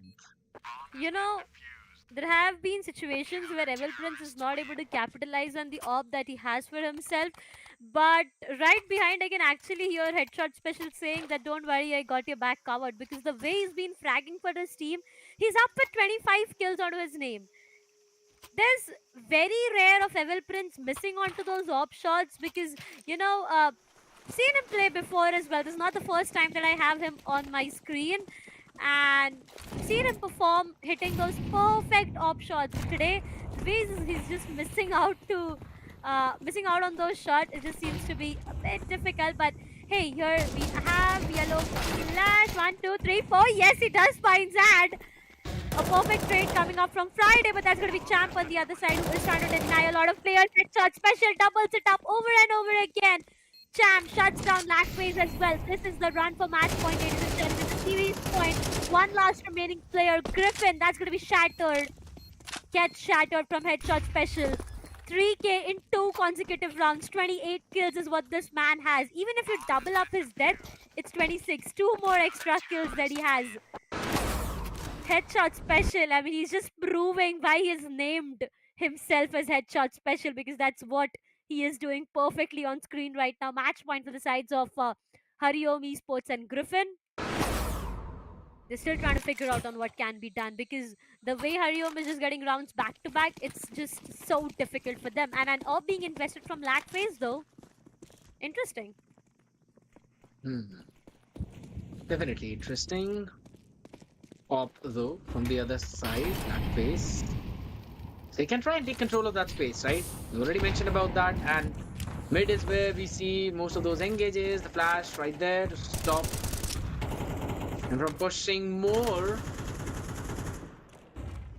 from the space coming in of red. However, again, that's going to be the trade. Champ wins it out. They still Yeah. try to push through the show. That is not a very solid decision, especially without the utilities. It becomes even more What? precarious. Black face with a nasty flick comes out on top. Evil Prince was also able to equalize the numbers, so still maintaining that advantage. That Molotov, it shooting. Oh no, it basically got a crazy angle, but only for so long as Friday. Quickly finishing him off, and now the numbers are equalized yet again. But looking at the HP bars, you can clearly see Griffins have advantage. Could this round be the lifeline that they need? That's going to be the question, though. Still, we've also got two ops being posted up, no rifles whatsoever. That is super dangerous. And I mean, you can say it could be brave, but I think so. It's over that. Yellow You Flash know, still holding the site. yeah. Oh my goodness, he goes towards the back just at the perfect time. The smokes now come in. They will make sure to block any kind of vision. Though still, he holds that angle, is able to take Friday down. The bomb will go down. Molotov will not deny them anything. And it's two offs in their hand. I think so. It should be better to probably switch it up with a rifle. But do they have enough time? I doubt that. Only one defusal kit in play as Lackface breaking through the skull of Yellowface. And it's down to a 2v2 retake, Darshit. Ah, the nade is perfect! It is absolutely brilliant! The rifle is sparked up though, so he could have a chance. He tries to go for his cheeky defuse with a spray down through smoke. Dave shuts him out and gives his team another lifeline. Evil Prince did try to go in for a sneaky play out there with the smoke and a defusal coming up, but that just did not work in their favor. The spam was perfect coming up from the sides of Dave, and that's where Harom Esports will be denied. Two more rounds for an overtime. Now, will Griffin be able to take us to an overtime? Is the question. On the other side, Harom Esports, if they lose out of this round, they are going to lose out on a lot more of an economy because they need to be careful. Yellow flash. Not really sure on why does he not have the weaponry out there. But Devil Prince. Not the perfect way to peek, my friend. Gets denied for. It all goes down to the other remaining players now. What? Lynx, what are you doing? Indeed. A perfect flash, but that just did not find him anything more than one single frag. The numbers are still in favor for the sides of Griffin for now. They've converted a lot more as compared to what Harom Esports has done for now. All the hopes remain to the last three remaining players. The execution, not really sure on what it might just be because they've got enough amount of frags. They can make their way towards the A side, but the donut position is something they need to be very, very careful about, scared. Yeah, but we've seen them time and time again just smoking it off, right? They do realize that there's always going to be at least one person playing in that position. So they've got an idea about it. It's better not to check our luck. However, Mid, it seems that look at the that. read coming in from Haryom, yeah, the read is absolutely good. That's going to be the utility usage coming in. Flash does not find the perfect target as Champ quickly will be able to take one down, and he was blinded by the second one. And Yellow Flash through a close, and that gets two of them. What? How did it end up being a 4v3 scenario in favor of Griffins to being shut Yeah, down in mere 4 seconds? And it's that's. Hariom winning that round. And Yellow I Flash mean, did not even have a yeah, full pie minded. He had whistle. I have an answer for that. I do have an answer for that. So, here's the thing Yellow Flash, Okay. the moment that he is able to feel himself back in the game, he is able to pull off miracles, and that's what he just did right now. Two frags, and the best perfect way to end the match there and there. I mean, I was all prepared for an overtime, honestly, because the way Griffin was just getting that control for themselves and getting those flags, like, okay, let's go, finally an overtime that we are about to witness. But Yellow Flash just tend to go in and deny me every single thing. I have to mention two players here from the sides of Ariom Esports. That's going to be Yellow Flash for that one last round and Headshot Special. I mean, you have to give it to Headshot True. Special. You just cannot deny the fragging potential that this player has. Every single time he's able to pull off a 3K, a Hmm. 4K for his team. On the other side, if I talk about Evil Prince, yes, bit of an wobbly start for him today. I mean, yeah, we did see him missing few shots here and there, but you got your teammates covered for you. Then I think there's no issue. On the other side, I have to give it to the entirety of Griffin, the way they were fighting till the end moment. I mean, they never give up attitude, right? They did fight till the end to take it to an overtime, and maybe just deny Hariom Esports for everything, but that just did not work out perfectly. And it all went down to Hariom Esports winning it with a 13-10 scoreline.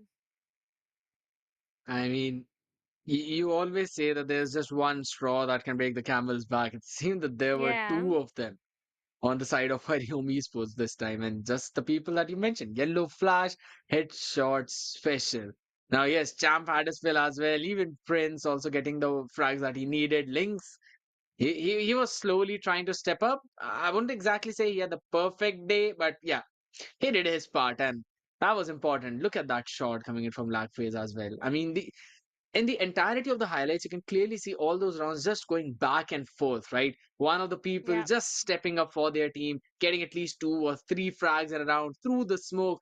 What one thing that I personally feel is that both the teams need to work out on is the timing after their smokes or after their flashes as well, right? You always have seen either Hariom or Griffin, especially on their attacking rounds, whenever they were trying to go in for that plant, and or at least they were trying to go in for a space to try and yeah, deny that to the opponents, we always saw them throwing out the smoke, but they were peeking ahead of that smoke to be activated on. So it was always a situation, a small window that the CTs would always get, and they were always able to take at least one of the person down, if not with them, then without them falling on, maybe getting a two through that smoke. We've always seen that happening. So I personally feel that maybe just getting that timing right on those smokes, that is something that can basically brush their skills up to a crazy level.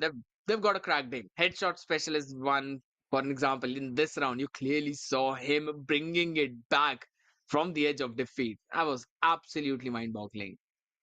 yeah. There have been few rounds where it was almost done, but the only hope alive for the sides of Hariom Esports at the end was headshot special, and he's capitalizing on that hope. He was giving a positive answer at the end of the round, so it just went so well for the sides of Hariom Esports. Yes, there were rounds where a lot of mistakes were made, as you highlighted it all already. The team coordination somewhere down the line, yes, it was a bit wobbly, but I feel with time everything might just come to a point where things might just be way too flawless as we do expect it to be. Yes. Equalizers over and over again, yes, we have seen that as well. So, as I said, right, I have to give it to the players of Griffin as well, because the way they've performed in this match, they've got their opponents into a lot more of problems, scratching their heads. And yeah, that's where we did anticipate this to be a very close match coming up. Yellow Flash being stubborn with that one weapon, but still managing to take his opponents down. It all just went down to that one last round, which was a big surprise. I mean, the way it just Yeah. went, I did not expect it to be that way in this round itself. Evil Prince did try a sneaky play, but it did not work. And now this is the round I was talking about. If you honestly see the end portion of this round, Champ was able to find one where he was not even having the opportunity to look at his opponents. But on the other side, Yellow Flash, Agreed. the way he ended it all, I mean, come on, one hell of a sight to witness. It just goes down to Hariom Esports, ladies and gentlemen, winning this best of one against the sides of Griffin. And moving forward, Yeah, I mean, you already know that you need to win all of these best of ones that you'll come across in order to reach that top four and then reach the LAN finals. So again, those LAN playoffs are going to be super amazing as well, whatsoever. But before that, you've got a mountain to climb, and it is definitely going to be a pretty difficult journey. I would not say it's going to be easy, but if your your fraggers are just this confident and this good, you already know that you can probably end up snowballing into through all of those games. I mean, look at all those plays. I mean, we've been seeing those highlights. You're basically putting them on repeat just because of the fact that you've got so many amazing plays out there that you cannot fathom in just one see or one look. always coming out with one additional step. You can clearly see these players. Yes, there were some mistakes being made as well, and especially for Lynx in that one, where you know that there's a Molotov right under your feet. You do not want to peek anyone on the sniper Yeah. desk onto that one. Nonetheless, I still feel that it was such a great game, equalizing 9-9.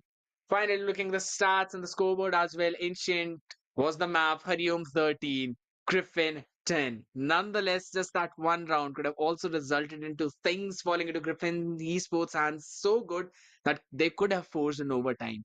And I mean, Yeah. looking at the frag chart as well, headshot special, outworldly, 28. That is just crazy. 57 percentage of headshots.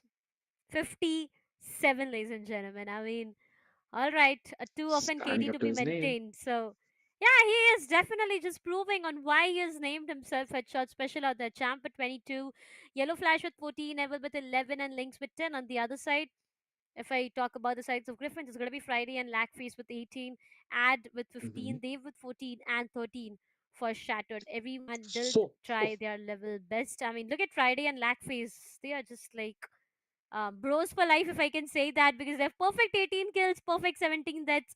Same of an KDR to be maintained. It's just the difference between the headshots headshot. percentage. Yeah, it's 67 for Lackface and it's 22 for Friday. I mean, My such a God. huge difference coming up.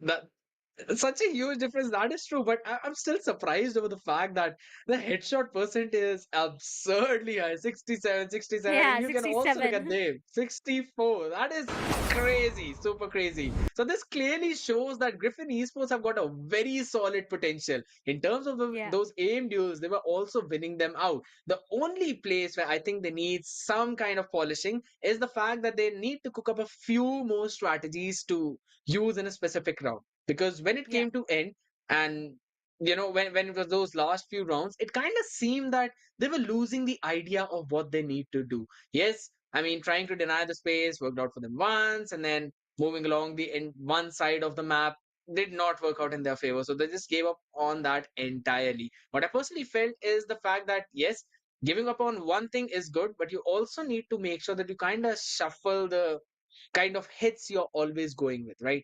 Maybe try and yeah. go for an A hit, go for a fake, move towards B. But these are a few things that I know they will learn along the way, because you either win or you learn. So, Griffin, a very solid fight being put up forward. Nonetheless, it is going to be a congratulations to Hariom for moving forward in the next stage. However, guys, all of you need to make sure that you are staying tuned to the stream. Hit that like button, click on the subscribe as well, because we will be back with another game. That's going to be the third one of the evening, and it will be between Team Astra, who will be taking on Fight for Fame. They'll definitely be fighting for fame. In the meantime, make sure to stay tuned. We'll be right back.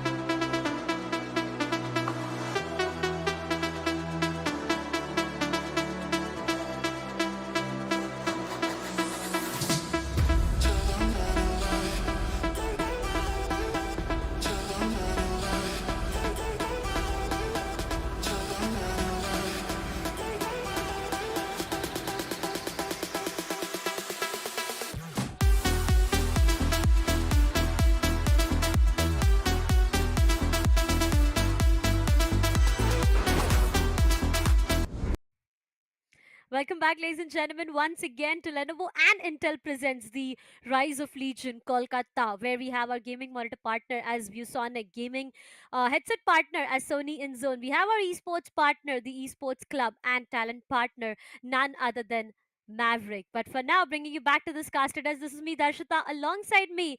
It's going to be your favorite storyteller, I feel, for now, because Scared, the way he's been telling us all the stories all around, it just feels so good. CS2 actions are unfolding, and right now we are about to head towards the third match of the day. I'm really excited to witness what both of these teams have to show us in this or serve us in this match. But over to you, Scared. What do you think? I mean, again, looking at the previous two games that we've witnessed, I've been super amazed by watching the amount of competitiveness both of these teams are bringing onto the table. I mean, all four of them, to be honest. Yeah. However, looking at it right now, Fight for Fame up against Team Astra. You know, it's going to be another amazing match. We've got some underdog teams coming into play as Yeah. well. Let's quickly jump into the map of Mirage after all. When we were having the discussion, you mentioned that you don't think maybe we'll probably witness another Mirage, but this time the teams have got a different idea. They're like, all right, we're going to bring one of your favorite maps back in the play. It's gonna be true. I mean, come on. This map of Mira. Oh, wait. What? Come on. Coming out of the execution towards the B side already, it's gonna be really favoring them. They are trying to make their way towards the B site itself. The first pistol round is what we are talking about, ladies and gentlemen. No frag, no bullet exchange until and unless it was AK God who gets taken down, but Maximum comes up on top, shuts him down, and that's a perfect trade coming up. The numbers are rolling, but the trades are so on point coming up from both of these teams. The bomb gets planted, and now it's all about the post-plant scenario. Bahubali! No! Not the perfect time to miss on those shots, and that's where JD will be able to shut him down. The numbers have faltered for the sides of Fight for Fame, and now it's all goes down to two remaining players. We'll make it a 2v2. JD gets taken down. Angry! Good for one. But that's a trade again from the sides of KOKE Gaming. Two remaining players. Team TAS has the best of an advantage, and Glorious, he's again good for one. A 1v1 situation, time not being his best friend. What's going on? And Glorious just turns around randomly to shut down E10.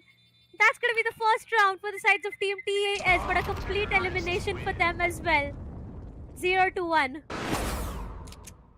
I mean, I did anticipate a lot of things in that one, but this is something I entirely did not. That crazy flick coming in, that was literally great.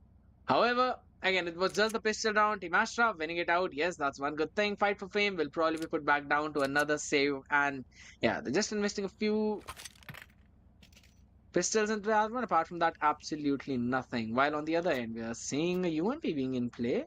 All right. We don't usually see that often. We probably see a rifle coming in right away, Yeah. in that second out, at least from one of those players. But this time they're all just sticking with the SMG. So they would want to take those close range fights. They want to try and fight for those close corners, close cubbies. So let's just see how quickly this turns out and into whose favor, as will be again, guys, heading into a match pause. It's always coming there. Every time you're playing on a map, you always know that teams will be taking a quick timeout as well. And this time, it just seems that we're gonna have a quick reconnect coming in from Fight for Fame so that we don't have any major problems. It will not be as long as the previous one. So please do not worry out there. The only thing that these teams would have to worry about is the fact that they need to be adapting to the changes that comes out, especially from their opponents. It's Mirage after all. Yeah. You know that the plays will be anticipated. There will be so many places to work out, especially that mid, right? You know that you can go in for those splits, but at the same time, you've got to have a lot of map control in order to even decide to move with that kind of strategy. We'll just have to see whose aim lands on who. That would be the main thing. Yeah, it's going to be important, the aim duels, when it goes down to those. It's going to be really important to win those as well. But now utils. Because, whenever it goes down to a site execution, it's way too vulnerable if you do not have those corners blocked off, if you do not have those flashes to get your enemies into a lot more of problems. For now, yes, it is a good advantage for the sides of Team TAS. Winning on the previous round, they have a bit of an economical boost. They were able to get the bomb planted as well, so they will be rewarded for that one though. But now coming down to the sides of Fight for Fame, what's the plan like is the question, because not looking that great in terms of economy. All they have is pistols to walk around with, but I feel there's a slight disconnection maybe over and over again. I don't see any executions. Oh well, there are smokes and they are trying to make their way towards the A side for now, towards connector. That might be a vulnerable position though, but they have already got the site control for themselves. They are deep inside the site to start things off. That's going to be Vidya who shuts down, and Glory is the first frag is already registered for the sides of TAS, and they have a great advantage coming up. But Bahubali, good for that shot. He gets one player down. Bahubali shuts down the second one as well. Slowly and steadily, the entirety of TS seems to be falling down. E10 is good for one. The double up comes up from his end. Angry gets taken down. It all goes down to one last remaining player. A 1 versus 1. AK God versus E10 who comes up on top. It's going to be E10. And the second one on board. There's so much of happening. I mean, a lot of question marks honestly on my face right now on what's going down in this map. But Team Astra, they got the second one on board, a 2-0 scoreline coming up. You are not alone in that, honestly. Because the way we saw that lurk come in, right from T apartments and moving to spawn and coming in from ramps, that was absolutely mind-boggling. Yes, the weaponry advantage was in favor of Team Astras, but that is not something that should have happened whatsoever. It was so very close, to be honest. It was beautiful to watch. That's what I will say. You can clearly see that effort of making sure that they try and survive in this one, as they've already got the weaponry advantage. Evo as well taken down. Angry seems super angry, as this guy is absolutely beast. What was that outworldly play coming on from that one person? Angry My is God, it's definitely basically way too left me angry. speechless. Yeah, it did. He is way too angry right now, and he just showed a phenomenal play coming up, ladies and gentlemen. Ace and a round for the sides of Fight for Fame. A good start coming up for their end. On the other side, if I talk about the sides of Team Astra for now, they're completely clueless. I mean, if I would have been on the pace of Team Astra for now, I had no idea on what to do next. Once again, coming down to Angry over and over again. He's been a bit aggressive, trying to take one player down. Might have some intel of the players around. Bahubali, good for one. There might just be a second frag that rolls in way too soon. Yes, that's going to be KOKE Gaming, who gets taken down, coming up from the sides of Angry. And now the sides of Team Astra is left down to 3 remaining players. A lot of sound being made towards the aparts and the kitchen, honestly. But the bomb has not yet made its way towards these sides because there's a lot of players all around, a lot of spam coming up, and that's where things might just be difficult. But Bahubali finds one more onto AVA, and now it's just left down to two remaining players, JD and E10. Will this deadly duo be able to do anything? Is the question. JD shuts down Bahubali, and that's a perfect headshot landing. But E10 has to say a goodbye, and now I feel JD is into a complete sandwich position. Nowhere to run, gets taken down from Angry. Once again, fight for fame with the second round on board. And look at Angry. 10 kills already he has. 10 kills, double digits in the initial 4 rounds itself.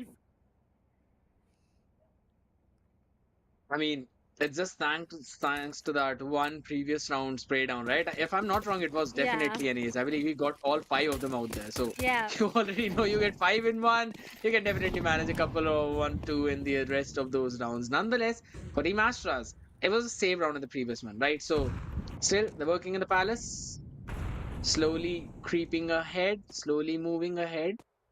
Still looking to try and find a couple of frags. They're spread out towards the entirety of the map. They're just making sure that they show some presence towards every place. Oh my god, this speed! It's absolutely brilliant aim from Gook Gaming. That was such a beautiful spray down from that one space. But AK God, for now he's just being an op god, taking with us through the smoke as well. That's another spray down. Bahubali wins it out. Go Gaming shut down, and that's the numbers advantage in favor of Fight for Fame.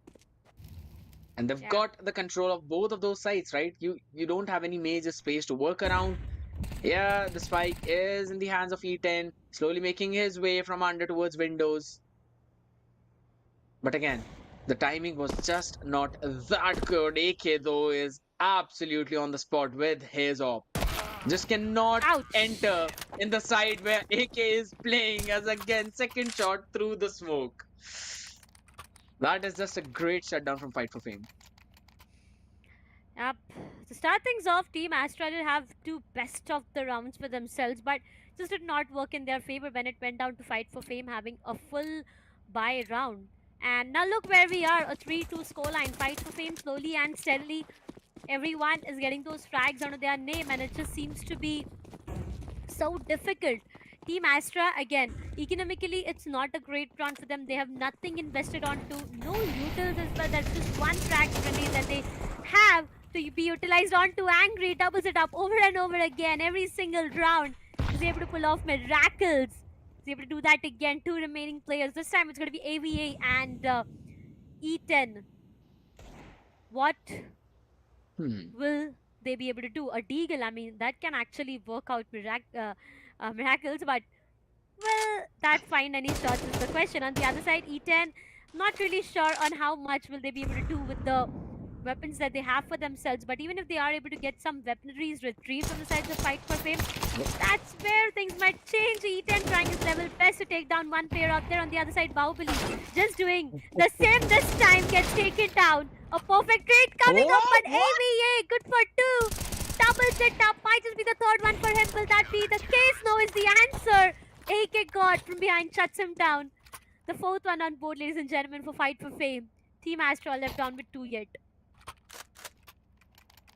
All right. That definitely was going in a pretty drastic position, especially for a Fight for Fame, right? You do not want to lose your members just like that. Losing two of them, definitely putting a dent or a scratch in their economy at this point. I wouldn't even call it a dent. Either ways, Team Astras definitely need to cook something up other than what they've already been doing, right? Moving again, Palace towards pillars. They will try to take that space. And Fight for Fame has not been fighting proactively for any of the part of the map whatsoever, apart from mid. Right? They've been working on under as well as towards those stairs in the upper part towards cat, but they haven't been proactively taking any kind of space around the map. So that's one thing. Right now, after a while, we've basically seen them taking that space in mid. So they've got a lot of idea that the hit probably is not coming towards the B side as they're clearing those space time and time again. And they've stacked up their A side as well. You can already see a couple of players standing right there. And One of them is going to be AK God with his op, and you do not want to walk into that. So they're going to put up some smoke walls. They've still got to take care of a lot of space. Even the Ninja as well, that's going to be the spray down coming in. And Inglorious that shuts him out. Coke Gaming could not provide the opening that his team needed. JD though definitely will be able to take AK down, but only for so long as Bahubali shuts him out as well. Still standing on the side, and fragging is the name that he's got in the middle. As he's good for 3. Angry finally Angry. joins him as well with the nade shuts down Ava. Yes, and that's just down to Vidya. Angry seems to be way too angry today, way too frustrated. I'm not really sure on what, but the aim seems to be working perfect for him. The last remaining player, it all goes down to Vidya. Couldn't survive anymore as he has to face the wrath coming up from the sides of Angry over and over again. Gets taken down, ladies and gentlemen. Fight for fame. Right now, they are running away with rounds. Back to back rounds is what they My are God, that having shot. for themselves, and they're enjoying the best of the time. The aim seems to be working so perfect, and they're so rich. Angry has $11,200 for himself. This man can actually go in and give a loan to the bank directly, because look at how rich he is. Does not even care if he loses on one round out there. It's completely all right. I mean, yeah, that's a hypothetical situation that I'm talking about, ladies and gentlemen, but still, Inglorious to start things off again. It's gonna be AVA who gets taken down. The numbers in the initial phase itself have been lost from the sides of Team Astra, and this does not seem a good sight to witness for them, because over and over again losing numbers when you are on the T side and you need to take the side entry and get the bomb planted, it just gets so difficult. And not really sure if Mhm. in the rounds that we have witnessed till now, Team Fight for Fame has even allowed Team Astra to go and get the bomb planted, because every single time before that, it's just a cleanup job once again. AK God and Bahubali doubles it up for themselves. The nade seems Oh, to be perfect. Gets Coke giving down 25 of his health. Surviving on whatever he can. The throwable seems to be perfect, but this time, finally, it's going to be Eaton who gets the side control that's and just gets the this. bomb planted. But not really sure on what will happen at the post-plant scenario. Eaton finds one onto Inglorious. They are trying to get the numbers back, but Bahubali shuts down Eaton. And so Gaming, well, I thought he might just convert one out there, but that's going to be Angry who shuts him down. Sixth one on board. I Team mean, Fight for Fame. They're not stopping. you need to find this. You need to find Katappa to shut this Bahubali down, man. I mean, for all Yeah. the fans out there, Yeah. there is one for you. But seriously, just looking at the way this defensive setup has been working out for Fight for Fame, it is becoming very difficult for Team Astra to find the opening through that. Yeah, even if it comes down to the aim doers, they're having some troubles with that. But even before that, getting control of the site is something that is very important. And Yeah. it just seems way too difficult for them to even clear out those close angles. If in case they try to clear heaven, you know that there's someone on Ninja, there's also someone playing at Ticket backside where you always see AK standing with his op in his hand, and there are 3 people always on towards that A side. Spray down is going to be there though. Bahubali chunked down a little bit at least, so he's going to throw out that nade, making sure there's no pinch coming in. Coke Gaming clearing the side and doing a lot for his team as of now. His position is pretty solid up the stairs, and there's going to be the What? trade off coming in from both these teams as it's down to a 2v2, not even a 3v3, it's a 2v2. As the trades are absolutely perfect, and finally the spike will also go down. Apart from the previous one, this time they've got a very solid chance at that. It's gonna be the retake still coming in, but Inglorious shuts down Vidya and Max. He's good with the trade as well, low in HP. That was crazy. Yeah, the bomb gets defused, and it's once again a round coming up for the side to Fight for Fame over and over again. I have to give it to Eaton though, because the way he is getting those frags, he's trying his level best, but you know, it's his teammate who needs to step up right now. He's up with 8 frags. He's doing everything possible that he can to fight against the sides of Fight for Fame, but the teammate stepping up is the only point where the tables might just turn. On the other side, if I talk about Fight for Fame, there's going to be a tactical timeout coming up from their end. I really don't want a quick match, honestly. I do expect Team Astra to perform and to get it to an equalizer. I mean, three remaining rounds, even if they get all of them for themselves in the T side, there are chances that the CT side might favor them a lot. So they need to at least go in for a 7-5 scoreline, and if not, this might just be way too difficult. On the other True. side, what's the plan like for the sides of Team Astra once again is the question, because looking at AK God right now, the way he's been hitting those op shots, if you even tend to walk into his crosshair, it's gonna be done for. Coke Gaming does the mistake, gets punished, but this time, What? the way AVA swings out, he is able to shut down the sides of AK God, and finally a perfect trade coming up. The Oh op my has been denied, goodness. but you know who's alive yet? That's gonna be Angry. And you know, this man is just a synonym, it's just a different word for destruction out there. Inglorious gets taken down, still a 3v3, which can be doable for the sides of Team Astra. But what's the plan? Because the site execution is yet on hold. The players tend to ask for a lot of map control. Look at Angry in his position.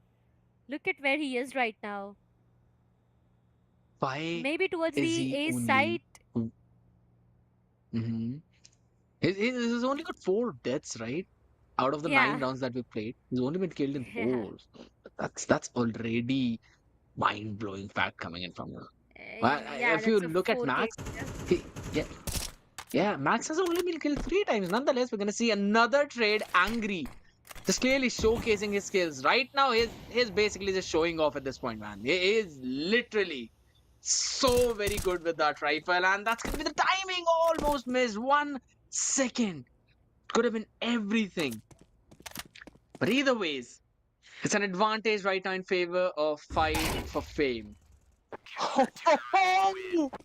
Just a pixel out of place, and Bahubali finishes that off. And Angry finds JD. He chases him down and takes him out and puts his team up to 8th. Now, this could be an 8-4 if Team Astra is able to pull off 2 of those attacking rounds. But with the way this defense has been going on, I've been saying this from the starting. Apart from the pistol and the anti-eco, there has been no other round that Astras have been able to pull. And all these rifles rounds have been going in favor of fight for fame. Another shot. I mean, it just seems that another round, same story, time and time again. He's doing the exact same thing. Yeah, it's not looking that great, but this time, something different approach coming up from the sides of Team Astra for now. Ethan and Vidya, they are actually able to get the perfect trade out of that situation, and it all goes down to a 3 versus 3 slowly and steadily. Look at Gaming has just vanished himself inside the smoke. Ethan somehow shuts down Bahubali. The numbers are not in the favors for Fight for Fame for now, and the execution seems to be towards the B side, which is a bit difficult because look at Maximum and his position. If they do not anticipate him being there, it's going to be so difficult, and that is the case. Coke Gaming falls for that trap, gets taken down. E10 shuts down Maximum, a 1 versus 2. The numbers are still in the favors of Team Astra for now. But what will the last remaining player do? Inglorious is his name. Victory is what he wants in this round to maintain the streak coming up from the side of Fight for Fame. But will he be able to do that? Trying to take one player down, a lot of damage. Stun to 18 of his health, and it just seems to be so impossible right now. Diffusal kit, yes, he has, but not the best of the But timing. hell, Gets taken down, and finally 8-3. Team Astra gets the best of that round, and now it's gonna be one more round away. One single round to close it to an 8-4, which is way too necessary, scared. true. And I love the way that they fought for mid this time. They knew that they had to take care of that off whatsoever. AK will definitely buy it again. And after just that one round, you can clearly see at the funds on the side of Fight for Fame, right? They are not that good. Probably one more round, but nothing apart from that. However, this position, Inglorious. I mean, he's playing a ninja. He's being like a ninja as of now. And that's going to be a Molotov kill for Bahubali. AK follows it up with the AWP in his hand. And Bahubali just shuts down anything that's being thrown in his way. AVA, the only one standing. And probably going to be put down on his knees as well as the heads gets taken care of. And it's 9-3 that Yeah. we reach. Just look at that. He was trying to take care of that position and, go in for a lineup play, but just the reposition from Bahubali, outworldly. And look at the difference. Angry on 19, Bahubali on 18, and rest all of them have not even hit double digits. I mean, Uh, I have a lot to say right now, but if I talk about Team Astra for now, it's E10 with 11 frags. As I said a while ago, right, E10 is that one player who is doing everything that he can to get those rounds back for his team, but what's going to help the team right now is the four players stepping up, because one solo player fragging out for the team is not going to help them turn the tables around. Coming down to the other side now, I mean, Team Astra on the CT side, it's going to be way too important for these players to frag out, right? Because every single corner you cannot have E10 placed. You cannot have him check each and every corner to get those frags for himself. So other players right now, they need to step up. They need to get those frags. They need to win those True. duels, and that's where things might be different. Because if Fight for Fame gets the pistol round, they are victorious on the pistol round. You know how difficult it is. Got a beacon connector.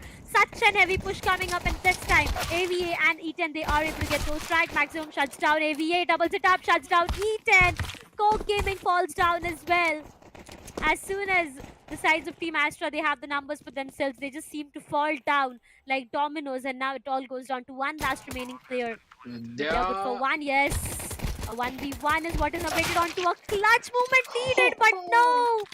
Maximum was better Maximum. this time. Shuts down with a double digit.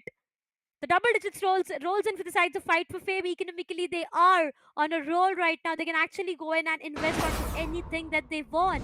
Even an AK for one single player. I mean, why one single player? Actually, look at the team buy right now. It's just so good. This might just be an 11-3 coming up way too soon.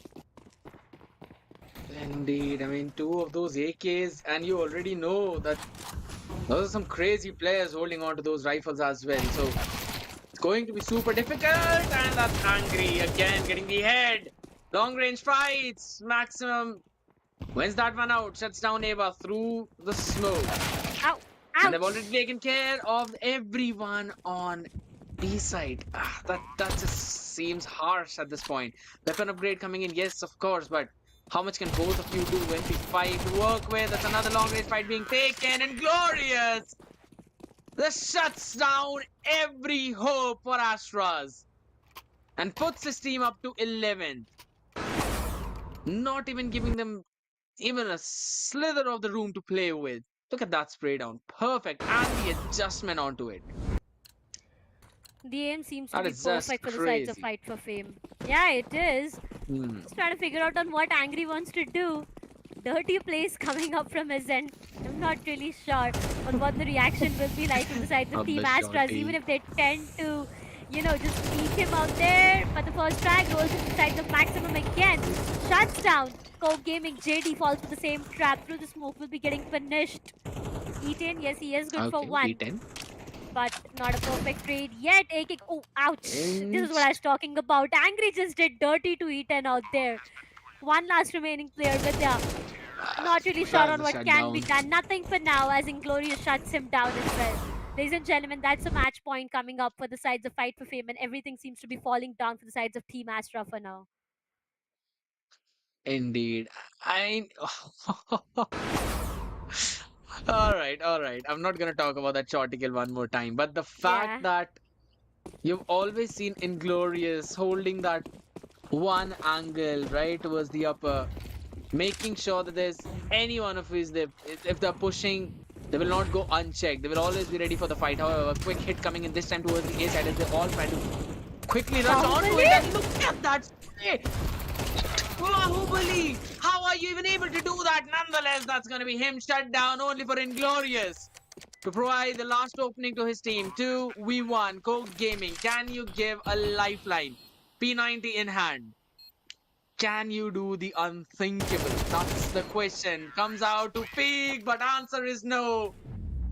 As Inglorious, making sure that his team is the one that's tasting glory at this point. Winning Yeah. out in such a dominating fashion, and unlike all the other games that we've had, this one was just blowing my mind. Yeah, true though.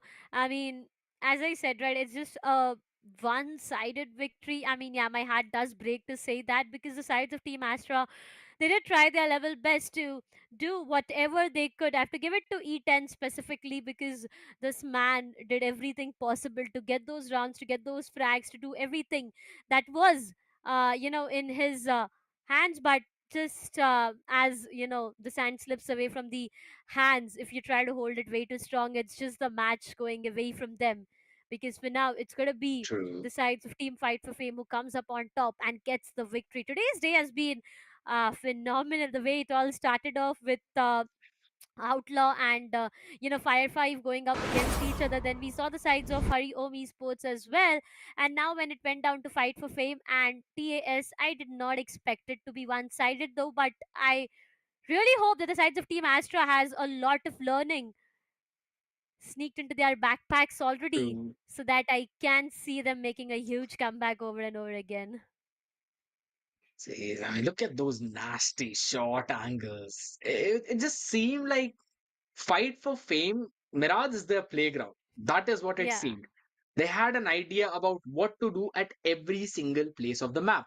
And it just seemed that Team Astras, they could not compensate what was going on, how quickly Fight for Fame were going on for that trades, how quickly they were able to take the space around the map. And along with all of the patience that they showed in their defensive half, wherein they were the counter terrorists, it was absolutely perfect, like yeah, literally brilliant play. And when they were terrorists, they made sure that they're going to take that space as quickly as possible, denying any kind of retake possibility for Team Astras.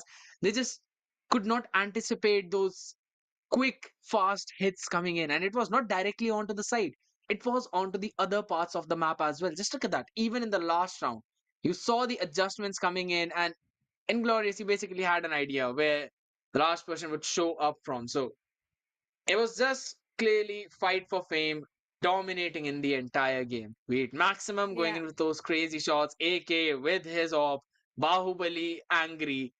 Both of them were just out of their mind in this entire game. I mean, I reaching mean, almost, those 20 frags right before you even reach the match point. It was crazy. Inglorious holding those choke angles, making sure that if anyone's coming in for the push, for the retake, he's there to welcome them. Look at this, Maximum, super ready, already hearing the sound cues as well, and it just has the idea. The game sense was absolutely brilliant onto them.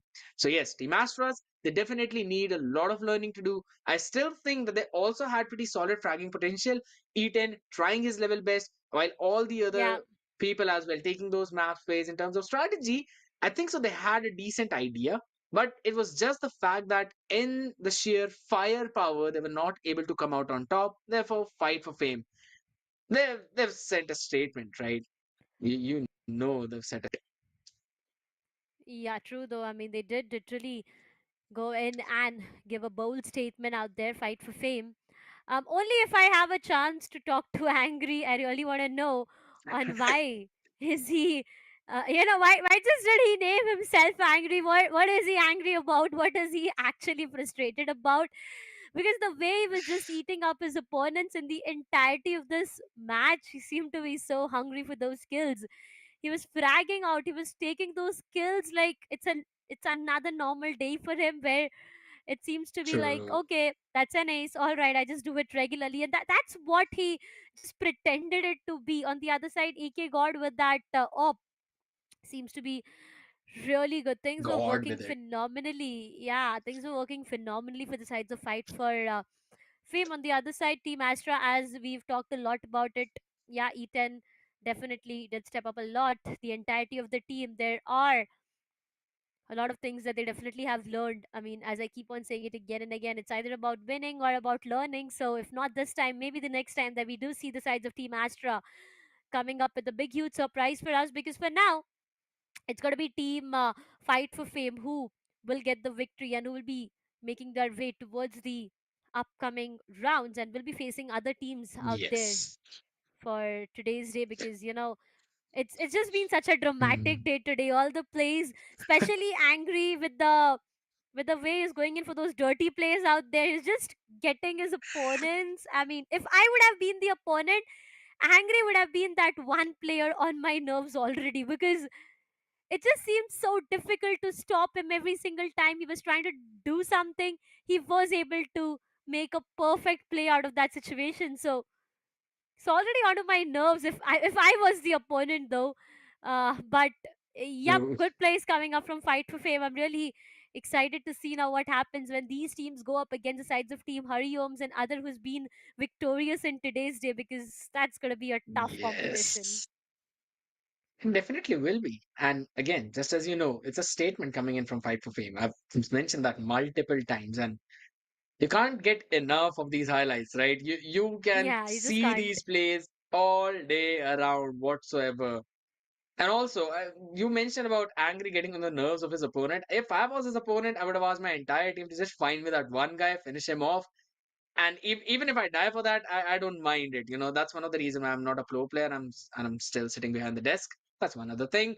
Either ways, we've enjoyed all of these matches perfectly. Now, I know maybe audience were expecting another one, but do not worry, guys. This was the last match of today. We're quickly going to have a look at the scoreboard as well. Bahubali topping the charts with 21 kills and only 9 deaths. Angry following him up, 21 kills and 7 deaths. But one thing I want to get your attention on is the fact that Bahubali has a crazy 71% headshot ratio. Look at That's, look I at believe, the AVA highest and that we've JD. seen. Now look at AVA and JD out there. Ava My and God, JD. I mean, all right. jeez, 100%. Six shots, but they know that they've landed right on the skulls. All right, that's one thing Yeah. I'm gonna give it to them. But it's all been super perfect, honestly, especially for Fight for Fame. Yes, for Astra, hurdles that they could not cross, but they'll be practicing, they'll be preparing, and we do expect them to improve and then move forward as well. Because this team has got a lot of potential. You can clearly see in E10 13 finishes. Even though everything was going southwards, it was haywire for their team. They still stuck together. They stuck to their game plan. Yes, it did not work out for them, but it was really fun to watch both of these teams. And apparently, since we're talking about fun, we know that every fun thing needs to come to an end. So even today's Yeah. stream will be ending in just a few more minutes, guys. We will not be having the last game on stream. We'll be having it off stream. But we'll still be having 4 more days of continuous matches, right? Tomorrow, exactly the Yeah. same time, then day after, and then a few days after that. So you'll be seeing both of us on the desk as well. And just as we've enjoyed today's day, we'll also be looking forward to some amazing games, amazing matches tomorrow as well. Guys, you have been watching Lenovo and Intel presents Rise of Legion. And gaming monitor partner, ViewSonic Gaming, gaming headset partner, Sony InZone, esports partner, the Esports Club, and talent partner, Maverick. So we'll be seeing you guys tomorrow at the same time. Make sure to join in as well. Are you with me now? Said, are you with me now? Ain't felt this good in a while. They want us to simmer down. Can you hear me now? This is why we play. Gaming is something more. I feel it coming It's a now. community made vibrant and real by AI. Technology helps us to be part of something bigger. Games play as if they were real life. Are you with me now? Said, are you with me now? Ain't felt this good in a while. They want us to simmer down. Can you hear me now? Am I going in and out? I stop and just look around to see if you're with me now. This is why we play. A community. Thousands of communities. Tell me, are you with me now? Ready to put it down. Start at the bottom, already forgot it, but they won't forgive me now. You really ain't ready now. You haters just in the crowd. Nothing can hold you back. So, why do you play?